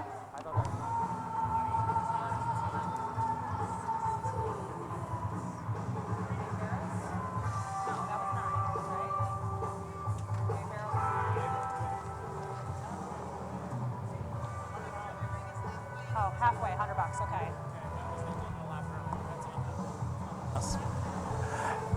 All right, any ladies looking for payout, you can go to the steps of the Old Town Hall. Any ladies needing a payout for finishing in the top 10 or any pre-money, that's available at the front steps of the Town Hall. Also, Charlie Bordage, Creo Dynan, pre winner of the Site Structures Landscape $2 per pound premium is looking for you for weigh-in and her money.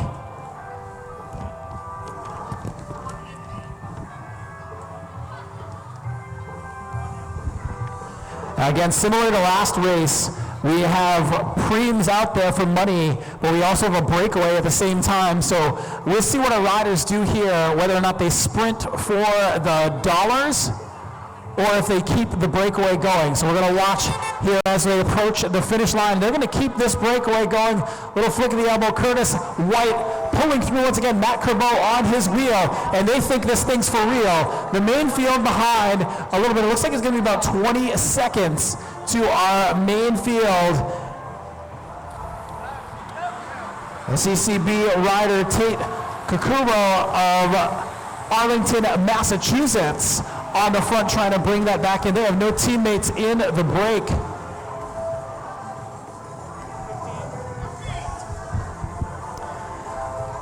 And I marked that gap at 20 seconds. Alan Atwood, our chief official, telling us that it is 15. Drew, we've got a runner. Somebody has experienced some kind of mishap out there. They're going to be heading over to the look tent. Kenny, get ready. You got one coming in hot. Doing a very nice cyclocross run. Looks like it's rider number 97. And Christian Norvald riding for the Jam Fund, one of the young riders for that development squad. So what's going to happen now, ladies and gentlemen, is they're going to attempt to fix his machine here, and he's going to get a free lap, which means that he gets one lap to get his machine fixed, and he'll be able to jump back into the race without penalty. So if you watch our mechanics, they're working on his bike now. When they get fixed, they'll move him up the road a little bit, and they'll give him a little push to get back into that main field. He will not be allowed to join the breakaway group, however, as they come through the finish line now. All right, Drew, they had 15 seconds. They had 15 seconds last time they came through.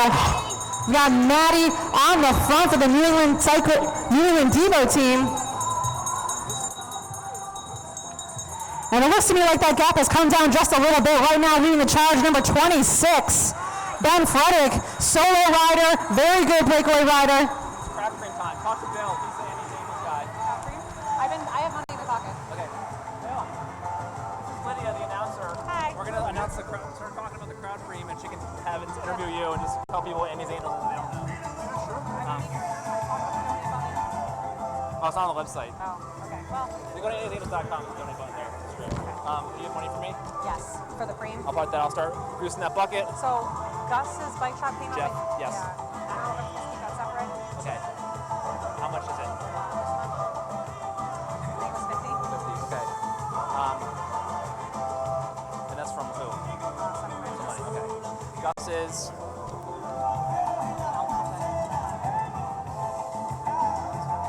What's Chris saying? Gus is, if you can make this a cream for the race, that'd be good. And then I'm going to use this to start announcing the craft cream. I'm going to get a bucket. Stop.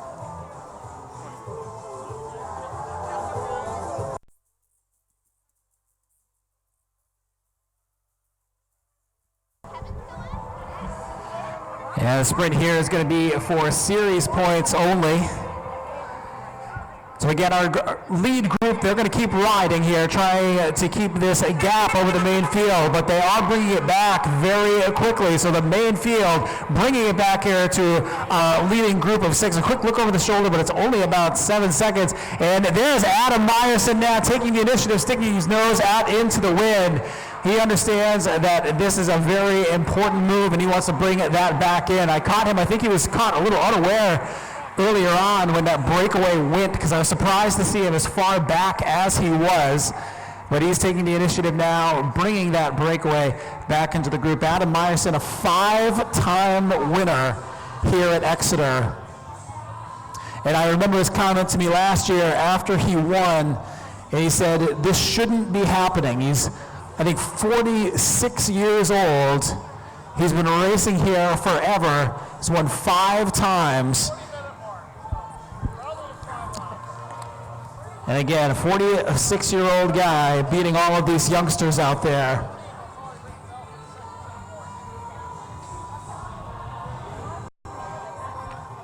And Adam Meyerson, a very prolific New England bicycle racer, former collegiate champion in cyclocross. Used to race down at the University of Massachusetts. All right, Drew, we've had some folks come up and give us some preems. I want to give a shout out to Gus's Bike Shop, giving us a little bit of cash. We're going to be doing a preem, one for our leaders up front. They're going to be running down $60, $50 for the field. So 2 preems happening on the same lap, a little bit of cash on the line for both. They're going to be getting the bell here in just a minute. They are coming through. We see the Porsche of Stratham pace car coming in, and they're getting the bell. How much money? $60 preem, folks, $60. And the field is all back together. $60 preem, $60. We got to start doing the hat.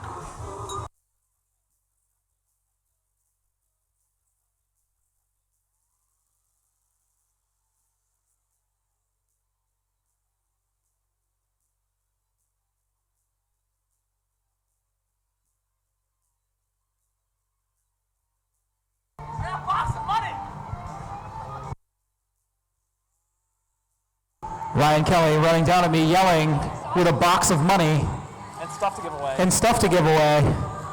Holy smokes. Where'd Lydia go? Red and white. Can you believe I lived with him?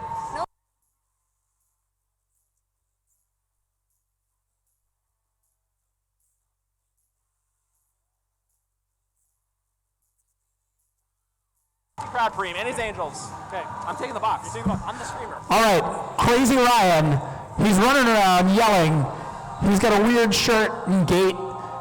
He's going to be the big lanky guy. I got it at Ardath and Leroy in Exeter. He's coming around. It's a 50-50 crowd preem. Ryan's collecting money for a 50-50 crowd preem. Half the money is going to go to Annie's Angels. Half to the winner. Thank you, Ryan. Half the money is going to go to the winner. So if you have like a couple of dollars in your pocket, put it in Ryan's box. Seeing our fields come in, they're going to be sprinting for $60.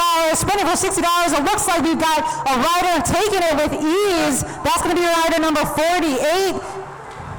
That's Sam Markle Williams. And he's coming out of Burlington, Vermont. An unattached rider taking a little bit of money, so that'll be some good gas money for Sam on the way home back to Burlington. All right, so Ryan Kelly, our race promoter, is out there going around trying to get you folks to help us out to raise a little bit of money for a great organization here in town, Annie's Angels. I'm here with Bill. Can you tell us a little bit about the organization? Sure. Annie's Angels helps local families struggling financially with a disease, illness, or disability. And you can find us at anniesangels.org. Awesome. And if you head on over to anniesangels.org, if you're following along on the internet, you can donate with a donate button there.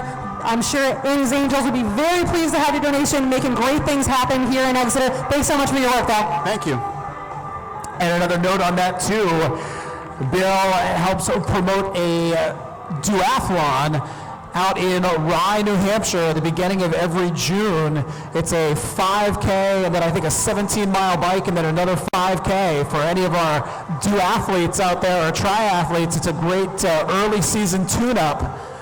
So look for that on your local running pages. Cool Running in the USA. There's Ryan. Ryan's still yelling. I can hear him. He's looking for money for the 50-50 preem as our riders come through. They got 14 laps to go, and it's all strung out now here as we approach the second half of our bicycle race. Again, Matt Kerbo all over the front of this race with John Harris on his wheel, and again, Curtis White very, very attentive on the front end of the bike race. Alan Pimentel doing a great job. He was yelling at me earlier. He's been able to hang on to the back end of this field. I'm going to give him a big shout out. Thanks. Ryan's somewhere. I know, I heard you say it, but I'm like, I didn't see him. He's fine.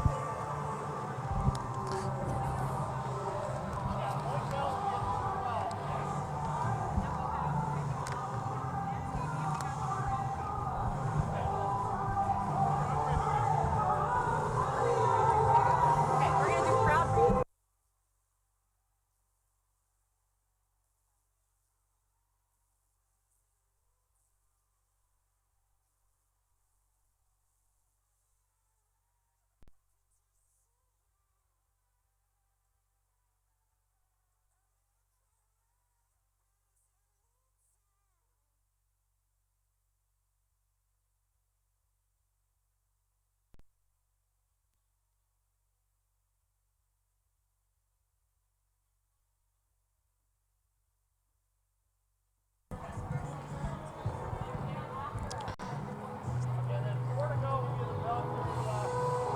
All right, riders coming up with the finish now, trying to figure out this business end of the bike race. Matt Kerbo again on the front with John Harris. In the same situation last lap through, but it is all strung out.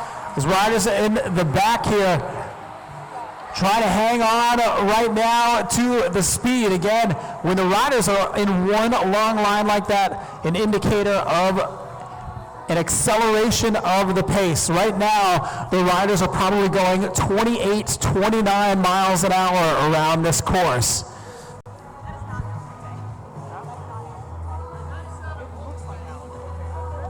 I thought it was too. I was like, is that Al? No, you look like J-Pac. The resemblance is like uncanny. When you both have like a hat on, I'm like, who's who? Who's who? Interesting. I'll take it. I'll take it. All right, Drew, we've got 13 laps left in the bike race here, the 36th annual Exeter Classic. Lots of preems left to hand out, plus, of course, our half and half crowd preem benefiting Annie's Angels, local organization here in town that helps families get back on their feet.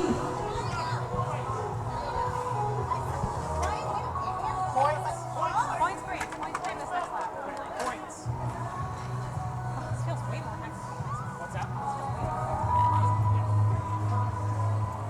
I think it's because they're going faster. Yeah, they screwed us up once too. All right, I think we're going to be hearing the bell on this lap. We're looking at 12 to go. It's going to be New England Court Week points preem, 3 places deep. Points preem for New England Court Week on the next lap. Points preem, New England Court Week points on the next lap. 3 places deep. 3 places deep for New England Court Week points. All right, Lydia, we got to talk about this. What are those guys doing right there? Matt Kerbo and John Harris have been on the front of the field for the last 3 laps. Well, these are 2 riders that have pretty big squads with them here today. Butcherbox, of course, here with a few riders. The Velocio Northeast team here with a few riders. And so they've got a little bit more manpower than some of the other riders to actually animate this race a little bit.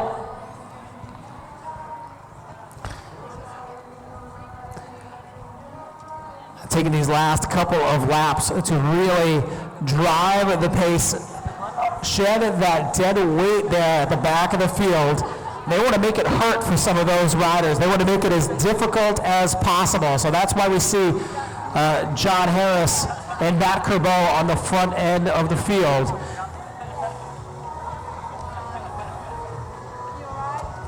And the safest part of the pack here for our bike race is at the front end. So as we get down to the important moments of the race, you do not want to be at the back of the field because there might be a crash, someone might slow down in front of you. If you're at the back, it's going to be nearly impossible to get yourself up to the front at the pace that these gentlemen are riding. So you want to be in the top 10, top 15 positions for the rest of this bike race. All right, Drew, they are coming in hot. It was hotly contested last time we had points preem, and it looks like they're going again. Taking it to the line, it looks like it's going to be the New England Devo rider, followed by Curtis White in second place, picking up 3 points to add to his lead.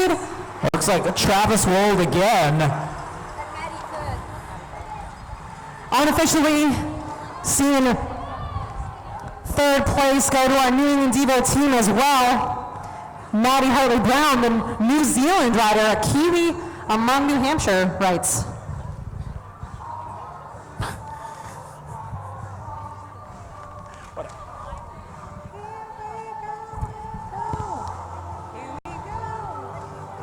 And Travis Wold taking those points once again by another scant margin, but getting the best of Curtis White there for those very valuable Cycle Smart New England Criterium Series points. Well, big thanks to Cycle Smart. We have a whole bunch of Cycle Smart cyclocross training DVDs over at the registration area. If there are any left, you should head over there and pick a couple up. Get yourselves tuned up for the cyclocross season coming up here in the fall. I'll keep it in my back pocket.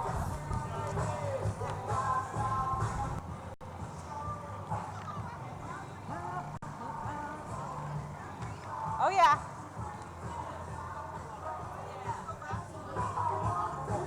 What's up next?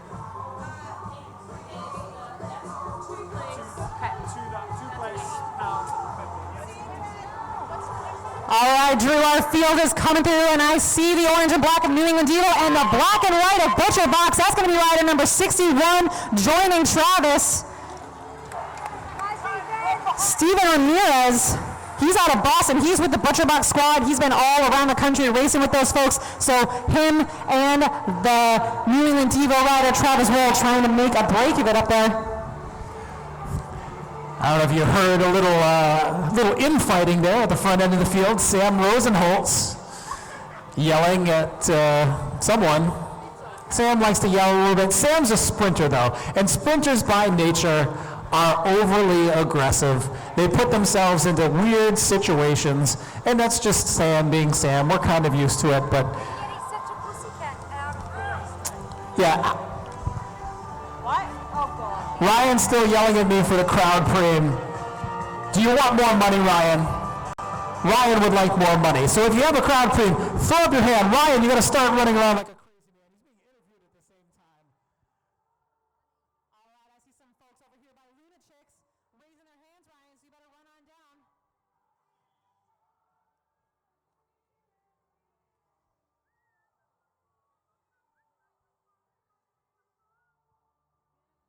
And just getting a quick pull there is Jacob Lipcom of the Mid-America Road Club team. And they're out of the Harvard, Massachusetts area.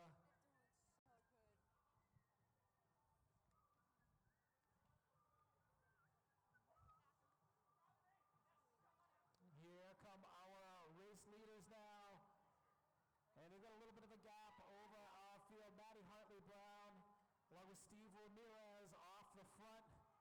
But look here, we've got Matt Kerbo moving to the front again. He is trying to get his team a piece of that breakaway pie. He is moving to the front, putting down some big power, bringing this field around, trying to close that gap. That group does not have a ton of time, so they're going to have to stay real organized to try to bring that gap out. I cannot be more impressed with the rides of John Harris and Matt Kerbo. They have been on the front, patrolling the front this entire time, and they have given a hugely impressive ride here this evening. Lydia, wave to the camera. Greg is watching from Savannah. Apparently we're in the camera shot. They want to see you. No, they're just going to see my bad dancing. No, he wants to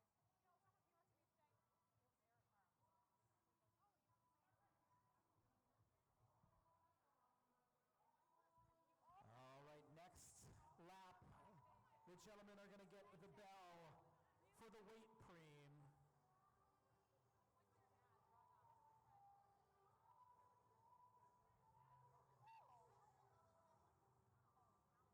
And the weight preem, the first rider across the finish line is going to get $2 per pound of body weight. So it pays to be a little bit heavy.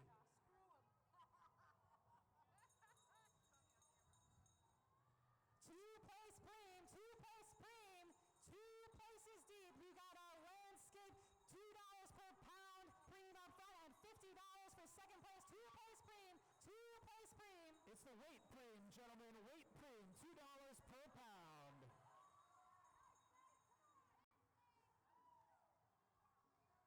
Again, our first place prize there, $2 per pound, courtesy of Sitescapes Structures, Charlie Bordage Landscaping Company, a great advocate of cycling. They help out and create the course over at Orchard Cross every fall, which is a cyclocross race in Hampton Falls.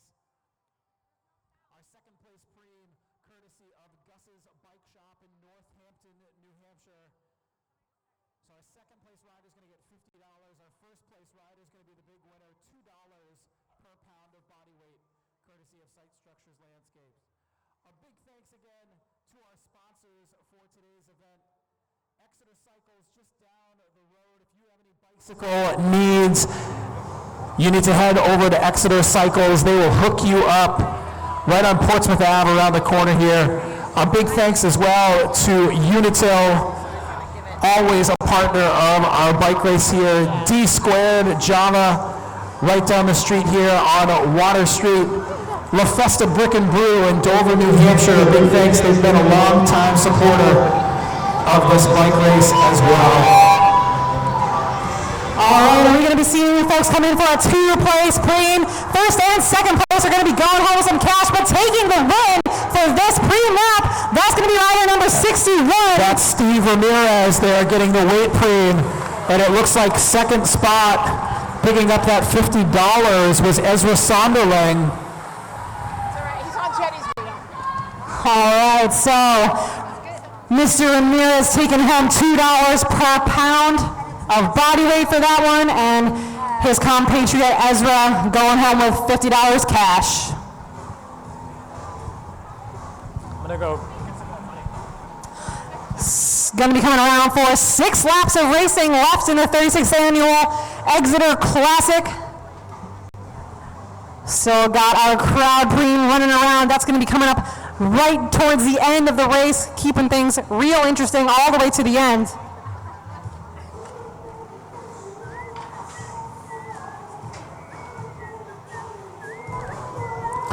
So again, wherever Ryan Kelly is, he's going to be the tall, lanky character in the really tight-fitting clothing. He's running around, yelling things, screaming things. It's a 50-50 crowd preem, so half the money going to Annie's Angels, half the money going to the winner of the preem. This is a couple of dollars to add. All right, Drew, we're getting down to the business end of the bike race, and I see people moving up to the fencing. It's time to stake out your spot if you want to get a good line of sight for the finish. Now is the time to start thinking about moving forward. We're seeing our Porsche of Stratham pace car coming through. They're going to be getting 6 laps to go. 6 laps to go, 6 laps to go. It looks like it's the cars of Velocio Northeast on the front. That is going to be Matt Kerbo again. All over the front of this bike race doing so much work, helping to protect his teammates who are hanging out in the field. So what these guys are doing here is they're trying to keep the pace of the bike race so high that nobody can attack off the front and mess things up for their sprinters. ButcherBox has a couple of sprinters in this field in Sam Rosenholtz and Connor Sally, and they are looking to keep that pace high. It's like a lead-out train in the Tour de France. If you watch the Tour de France, you see the riders of one team come to the front, and that's what they're doing here, trying to keep the speed of the race high enough so that no one can even pass, and they're going to keep their sprinters safe and set them up for the final.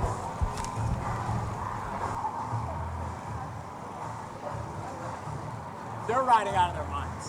Like, this is great.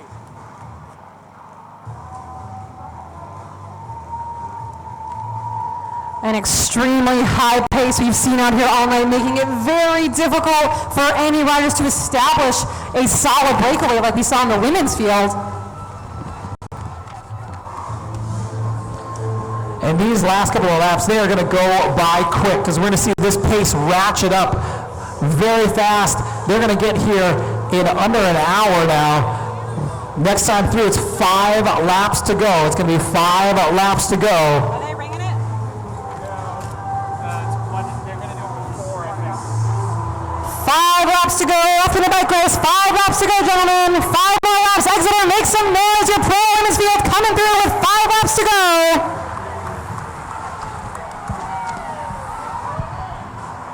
And doing a great ride up there, Mike Morse, race director here today, getting himself in the field, doing all of the work out here today to prep for this race. And he's in the field. He's taking a pole now on the front for his team, Velocio Northeast. Colin Reuter coming through, just dangling off the back of that bike race. It is first race back after a mishap that took him out for a better part of the season. Shaking his head, maybe not super in shape for the event like he maybe wanted to be, but a fabulous sprinter, and he'll for sure be out there for the rest of the later season races. Great to see Colin back out there.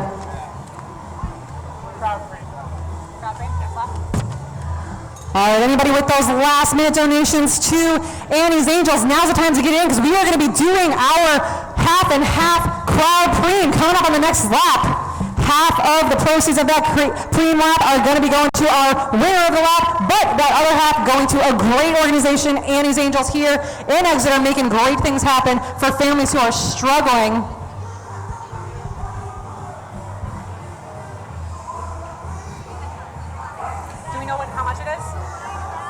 No, but he's got the box. Can somebody tell us how much it is? We don't know. It's just going to be a surprise. If Ryan wanted to come let us know how much that cream is going to be for, that'd be fantastic. 50-50 crowd cream, guys. 50-50 crowd cream. This is the crowd cream. It's a surprise amount of money. We have no idea. Crowd cream, gentlemen.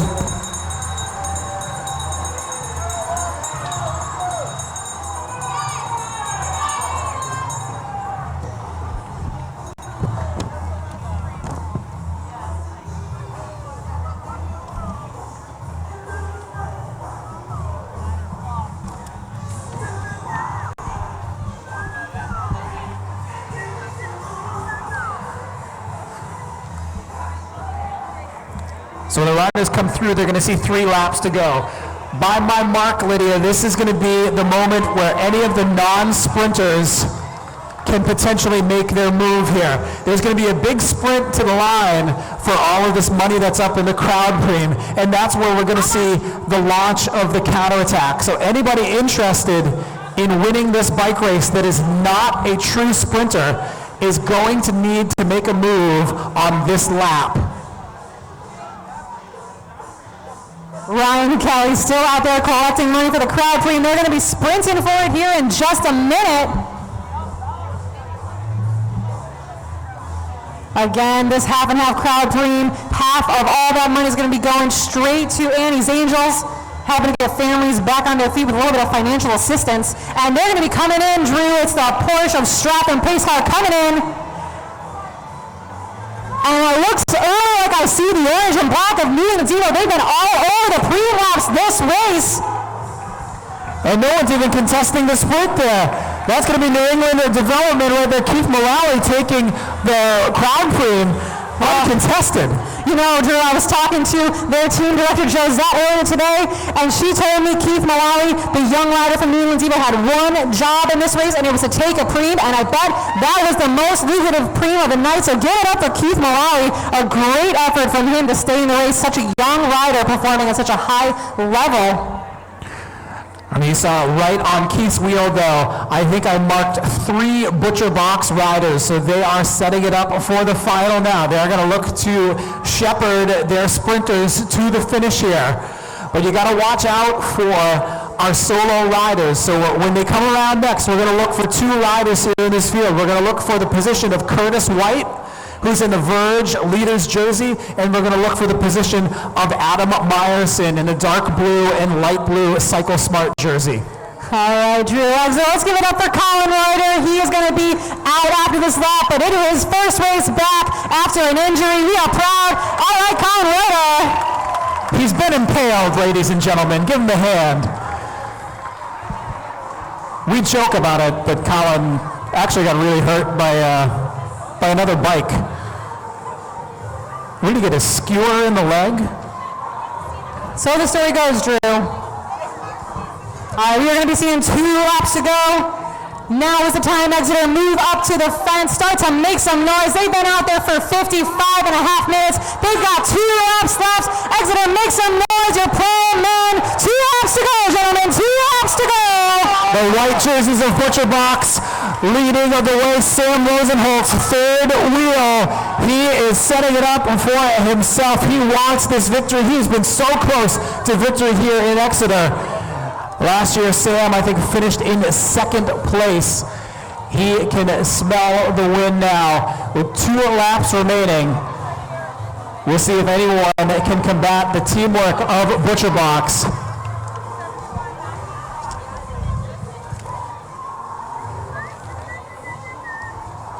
I don't know, Drew, right now it feels like it's really anyone's game. We've got the just sheer force of Butcher Box team out there, but then of course Curtis Wright, a world-renowned cyclist in many different disciplines, of course able to pull out the win at the Exeter Classic this past Sunday. He may be the favorite, but really it feels almost too early to tell, even with just coming in with 1 lap to go. There are so many riders here that could easily come out of the field and take the win. I'm thinking back to a couple of sprints ago with Danny Estevez. You can never count Danny out. He is a fantastic sprinter and knows how to position himself at the final stages of a bike race. So you can look for someone like Danny. Travis Wold's going to be up there. As we said, Adam Meyerson, 46 years old. He's won here 5 times. He knows where to be at the correct moment of the bike race. All right, we are about to see it unfold before our eyes. They are going to be getting the bell. That means they have just 1 lap of racing left. 1 lap of racing left for our pro man here at the Exeter Classic. 1 to go, 1 to go, 1 lap to go, 1 lap to go, 1 lap to go. 1 lap to go, and right up there, 5th wheel was Adam Meyerson, 6th wheel was Danny Estevez. They are looking to ride that Butcher Box train here to the finish. So it's not a subtle deal whatsoever at this point. Butcher Box has control at the moment, but those sprinters who have no teammates, they're looking for some sort of mistake here in the final corner to take the race win. Well, Drew, that effort, it has just exploded the back half of this field. It seems like a quarter of the field was taken out this last lap, coming in, straggling off the back. The acceleration of that last lap surge, just too much after almost an hour of racing for so many people. But they are still all getting the lap. They are going to finish with 1 lap to go. 1 lap to go for all of our racers out there on course. And no matter what happens here, Sam Rosenholtz better thank John Harris after this bike race is over, because he has been on the front of this field the entire race, setting it up for his sprinter. And here comes the Breeze Keller, putting in some great efforts there early on, just off the pace now with 1 lap to go. All right, Drew, we see the pace car coming in. The anticipation is killing me. My adrenaline is pumping. I'm sure it's nowhere near the adrenaline out there in the field, but they're coming in hot. I see Butcher Box. Oh, I thought it's Butcher Box. It's going to be Sam Rosenholtz. Sam Rosenholtz taking the win here in Exeter. Sam Rosenholtz for Butcher Box taking the win. Absolute perfection by Butcher Box that last half of the race. They let it out. They had a plan. They executed the plan. Right there, John Harris and Butcher Box, a fantastic ride. You got to give him huge props for setting that up for Sam Rosenholtz. A fantastic win. Sam is going to be absolutely stoked. He's been looking for this victory for a long time, and they set it up perfectly for him. Absolutely incredible finish. Getting a crowd shout out for Alan Mental for finishing the bike race. Local out here. Wasn't sure if he was going to be able to make it, but finishing the pack. Shout out to Alan. All right, Exeter, that was an excellent conclusion to our 36th annual Exeter Classic. We're going to be doing podium ceremony, so please stick around. Going to, of course, also be crowning the next king and queen of the CycleSmart New England Verge Crit Week Series. Curtis White, of course, our leader in the men's field coming into tonight's race. Gonna have to do a little bit of calculus to figure out where the standings are now.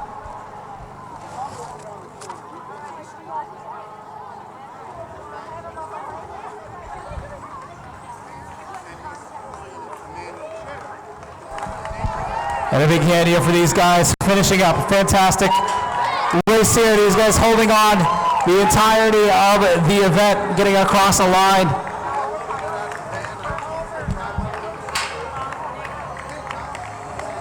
And we're going to try if we can't catch up with our race winner here at the finish.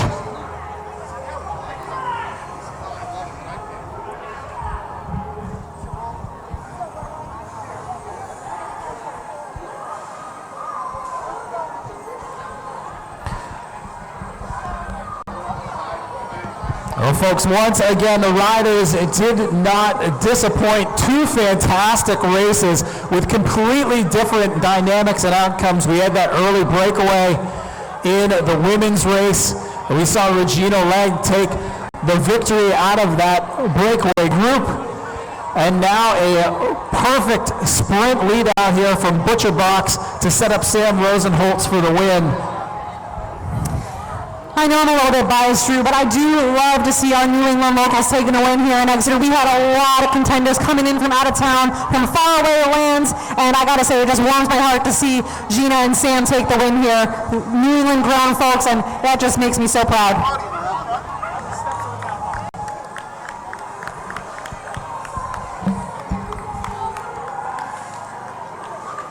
Ryan. Like when you talk into that camera right there, like when you look towards that camera.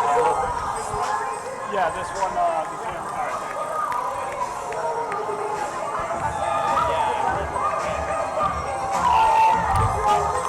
For all of our poor women who've been hanging around for a while, we are going to be doing your podium at the same time as the men. It's going to be happening in just a few moments. Wait, Drew.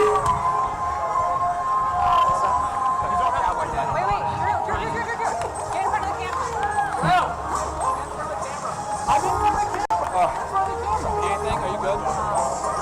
All right, folks, I'm here with race winner Sam Rosenholtz.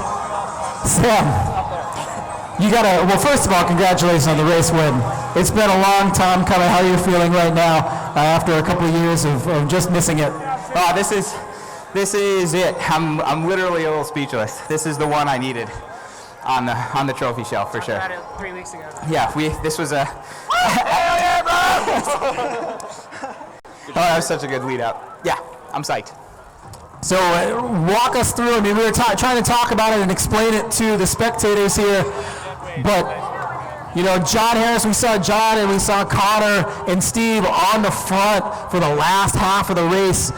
How are you managing the communication out there in the field that last half of the race? Oh, we knew that we had a great shot if it came down to a field sprint, and Johnny, the hero that he is, he was just like, I'll just do this from 5 out.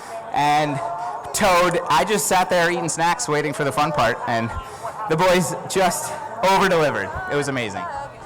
Walk us through that last corner, that last turn off a tan lane into the downhill stretch. Where was your position? Where did you really kick to the line? We knew that we didn't want to get swarmed there, and the instructions were pin it from the second corner into the hard one, and then just hold it. And that's what we did. We managed to not get swarmed. There was a chasing field, lots of good guys, hungry for that win today, and we held them off. Well, it was textbook, guys. I've got to give you all credit. It was a fantastic race to watch. Congratulations, Sam. Thanks, buddy. It's great to see you on the top step. Sam Rosenholtz, everybody, your 2019 Exeter Classic winner.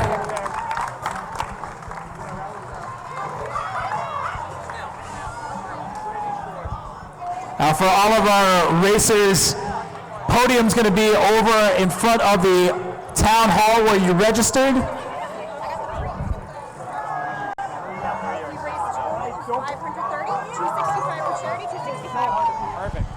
I just got the numbers for the 50-50 crowd preem. It was a total raised of $530, which means I think Keith Mullally is going to get $265 American dollars to disperse amongst his teammates, or keep for himself, depending on how you guys want to work that out.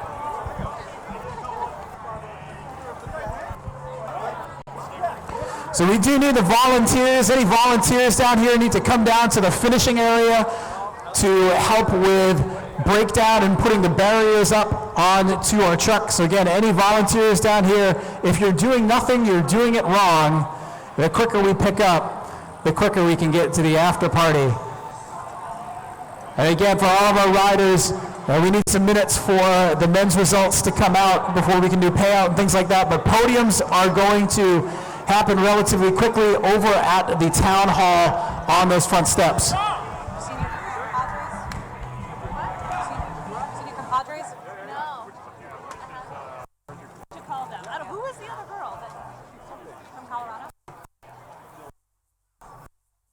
All right, so to prepare for these podium presentations, if I could have the winners of our pro women's race come on over to Town Hall. Regina Legg, your winner for Grey Goat Bullseye Total Media, Andrea Boutine for ALP Cycles Racing, and Jennifer Darmody for Butcherbox Cycling. Make your way on over. We're going to be doing a podium presentation in not too long.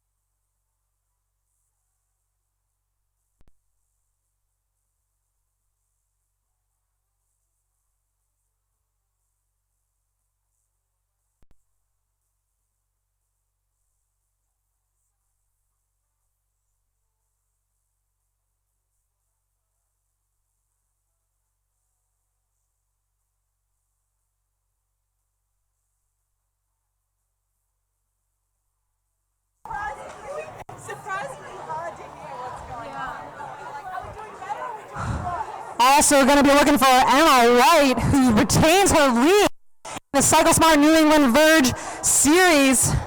If you are around, come on over to Town Hall. We are going to put a jersey on your back, as you are still our series leader heading into the finale at Greenfield.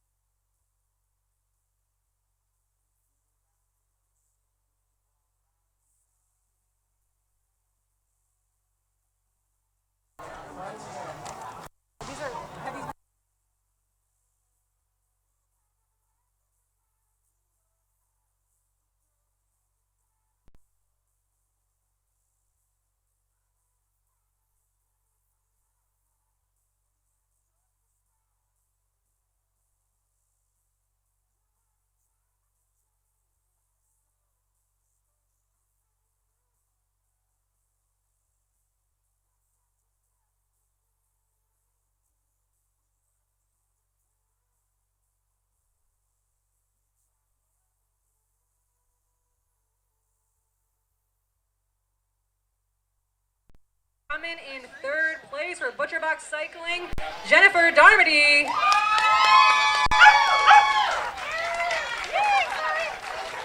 Come on up, come on up.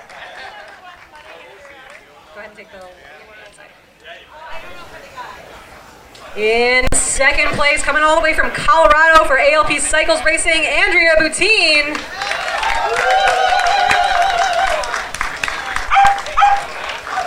And the queen of New England bike racing, won in Exeter for the second time, Regina Legg, riding for Grey Hill Bullseye Total Media.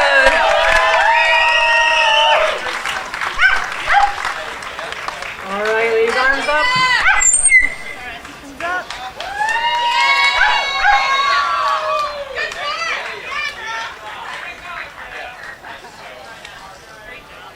All right, a big congratulations to our women.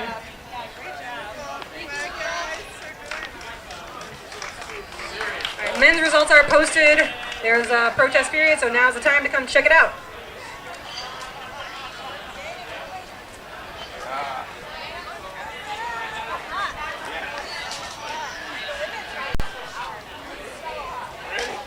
If Emma White is in the area, we can go ahead and give you a snazzy new Verge jersey, as you are still our leader in the Cycle Smart New England Crit Week Series. Emma White, looking for Emma White, National Crit Champion, Emma White.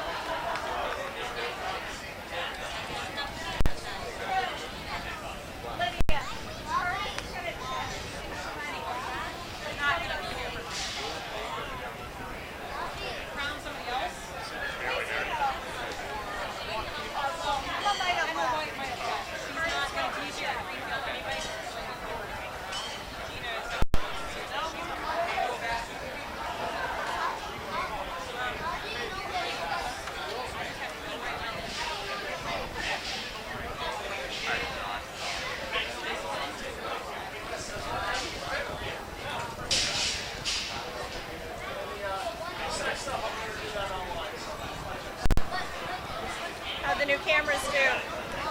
How were the new cameras? Oh, they're awesome. Yeah. They're expensive, but they're awesome. Yeah. Everything good is expensive, right?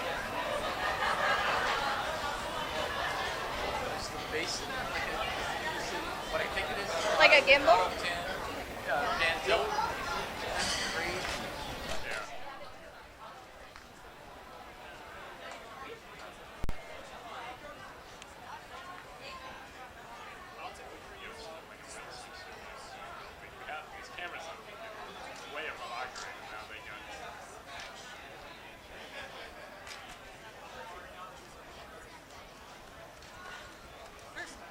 So thirsty right now. I know, I stole somebody's water bottle.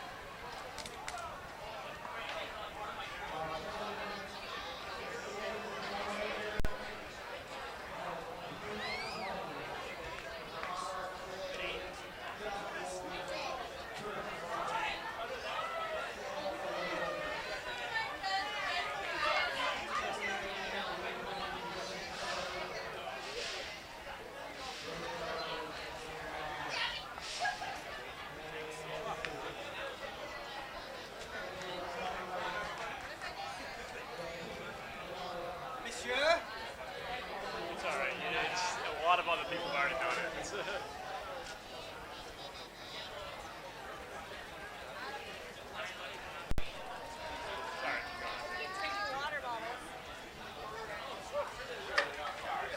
You won that one, the Batman thing, right? Batman.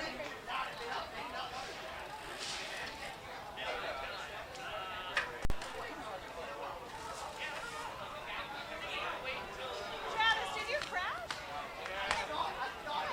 Where's the You know Drew? He has. They're coming with him.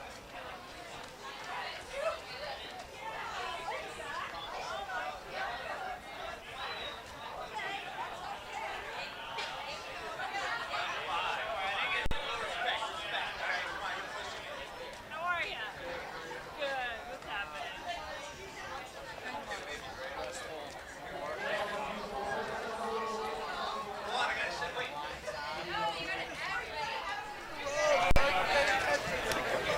All right, for all you gentlemen out there wondering how things are shaking out in the CycleSmart New England Crit Week overall standings, maintaining his lead with 81 points, Curtis White. In second place, Daniel Estevez with 73 points. Kevin Gogan moving into third with 70 points.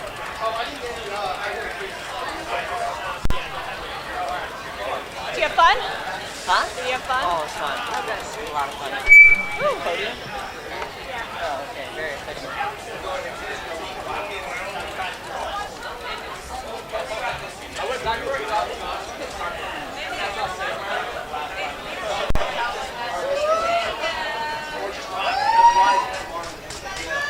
Alright. I want to go home. I have to edit pictures all day. My day started at 4 a.m. and starts again at tomorrow at 4 a.m. My other jobs. I am exhausted. Well, usually my husband races when he's on a business trip, so I edit the whole way home, or like I record, I flag that and stuff. I have to drive myself an hour and a half. So like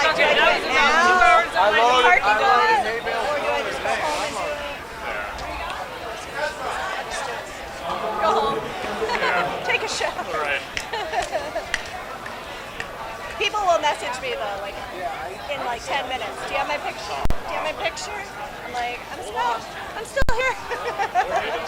I know, it's hard. Are they doing a program?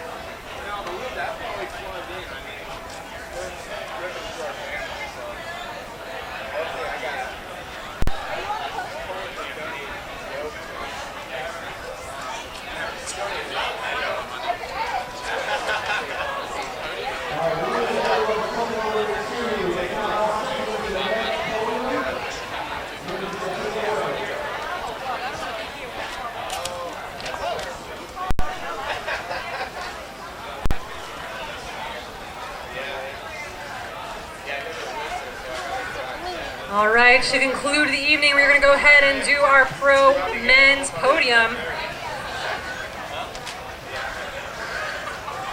If I could get Connor Saley, Danny Estevez, and Sam Rosenholtz up to the podium area. We need, next year we need ropes from there, from your tripod to there. Chuck, nice number, bro. Can we get a photo of that number over there? Yeah. What is it? It's so dark. It's Connor. All right. I didn't bring it.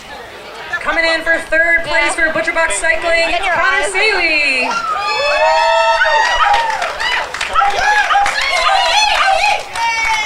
Taking Sam Rosenholtz to task for first place. Danny Estevez coming in second.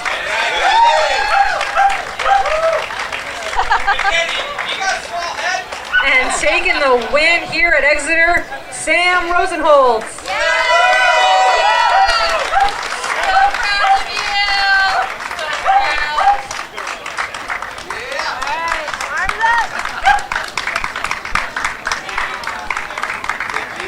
Couple of cowboy hats, couple of kids, a very colorful podium if I ever saw one.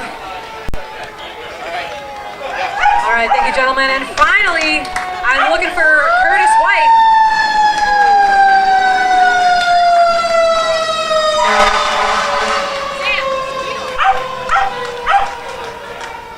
All right, maintaining his lead in the CycleSmart New England Crit Week Series presented by Verge, Curtis White. He is going to be going into the finale in Greenfield this Sunday with a decisive lead, 81 points to Daniel Estevez's 71 in second place. Excellent job here tonight. Thanks everyone for coming out to this 36th annual Exeter Classic. We'll see you next year.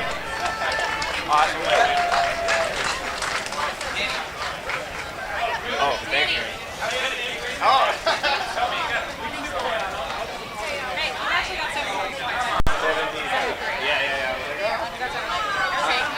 That's a hell of a ride. I was corner marshalling here watching you whip around the whole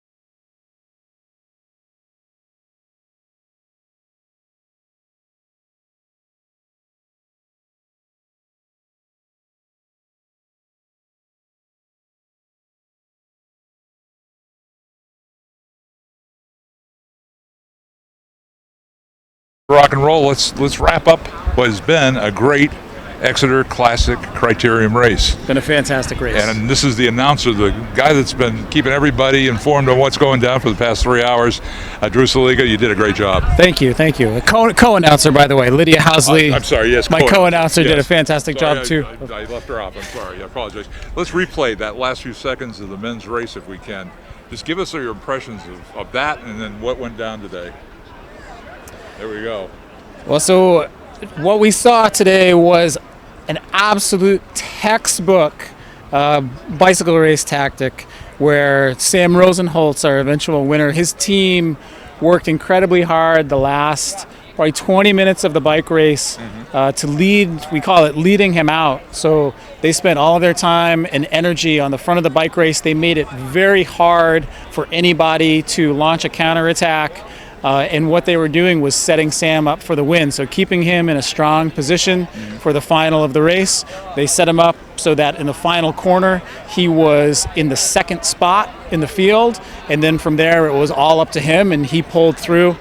He's been looking for this victory for a really long time. I've known Sam for a long time, and he's absolutely over the moon for the win. And now for the ladies' race, give us your impressions on that. Well, totally different dynamic with the ladies' race. So the ladies' race, we saw a breakaway halfway through, and it was a little surprising given the firepower in the field. We had a national champion, national criterium champion, Emma White, was in the main field and missed the break opportunity, and the breakaway just worked very well together to pull away from the field over the course of the race. And Regina Legg, who was just at the national championships last week, put a great effort out there just a few days ago. She had a great sprint finish as well, and was able to pull through for the win. And she won here a couple of years ago. She has a great pedigree, a great racer and representative of the women's sport. You did a great job, my friend, you and your partner, and keeping everybody informed and entertained, because there were some spots where they're going around the curve. We're lucky. This was live tonight on Exeter TV, so if people could keep track of the race. But you're right here on home base. We're here at the finish line, the start line. So you did a great job. Thanks very much. We appreciate you being here, and we'll look forward to the 37th with you. We appreciate you guys coming out. Well, thank you. And on behalf of the staff of Exeter TV, the live broadcast tonight, you guys did a great job, and I'm proud to be a part of it. I hope you'll tune us in to the Seco Sports Forum, which is a program right here on Channel 98 and also on Channel 13. We'll talk more about that in the future, but it's a local sports show, and we'll be featuring some of the race today in our next episode. So on behalf of the crew for Exeter TV, have a good night, and we'll see you next year at the Criterium.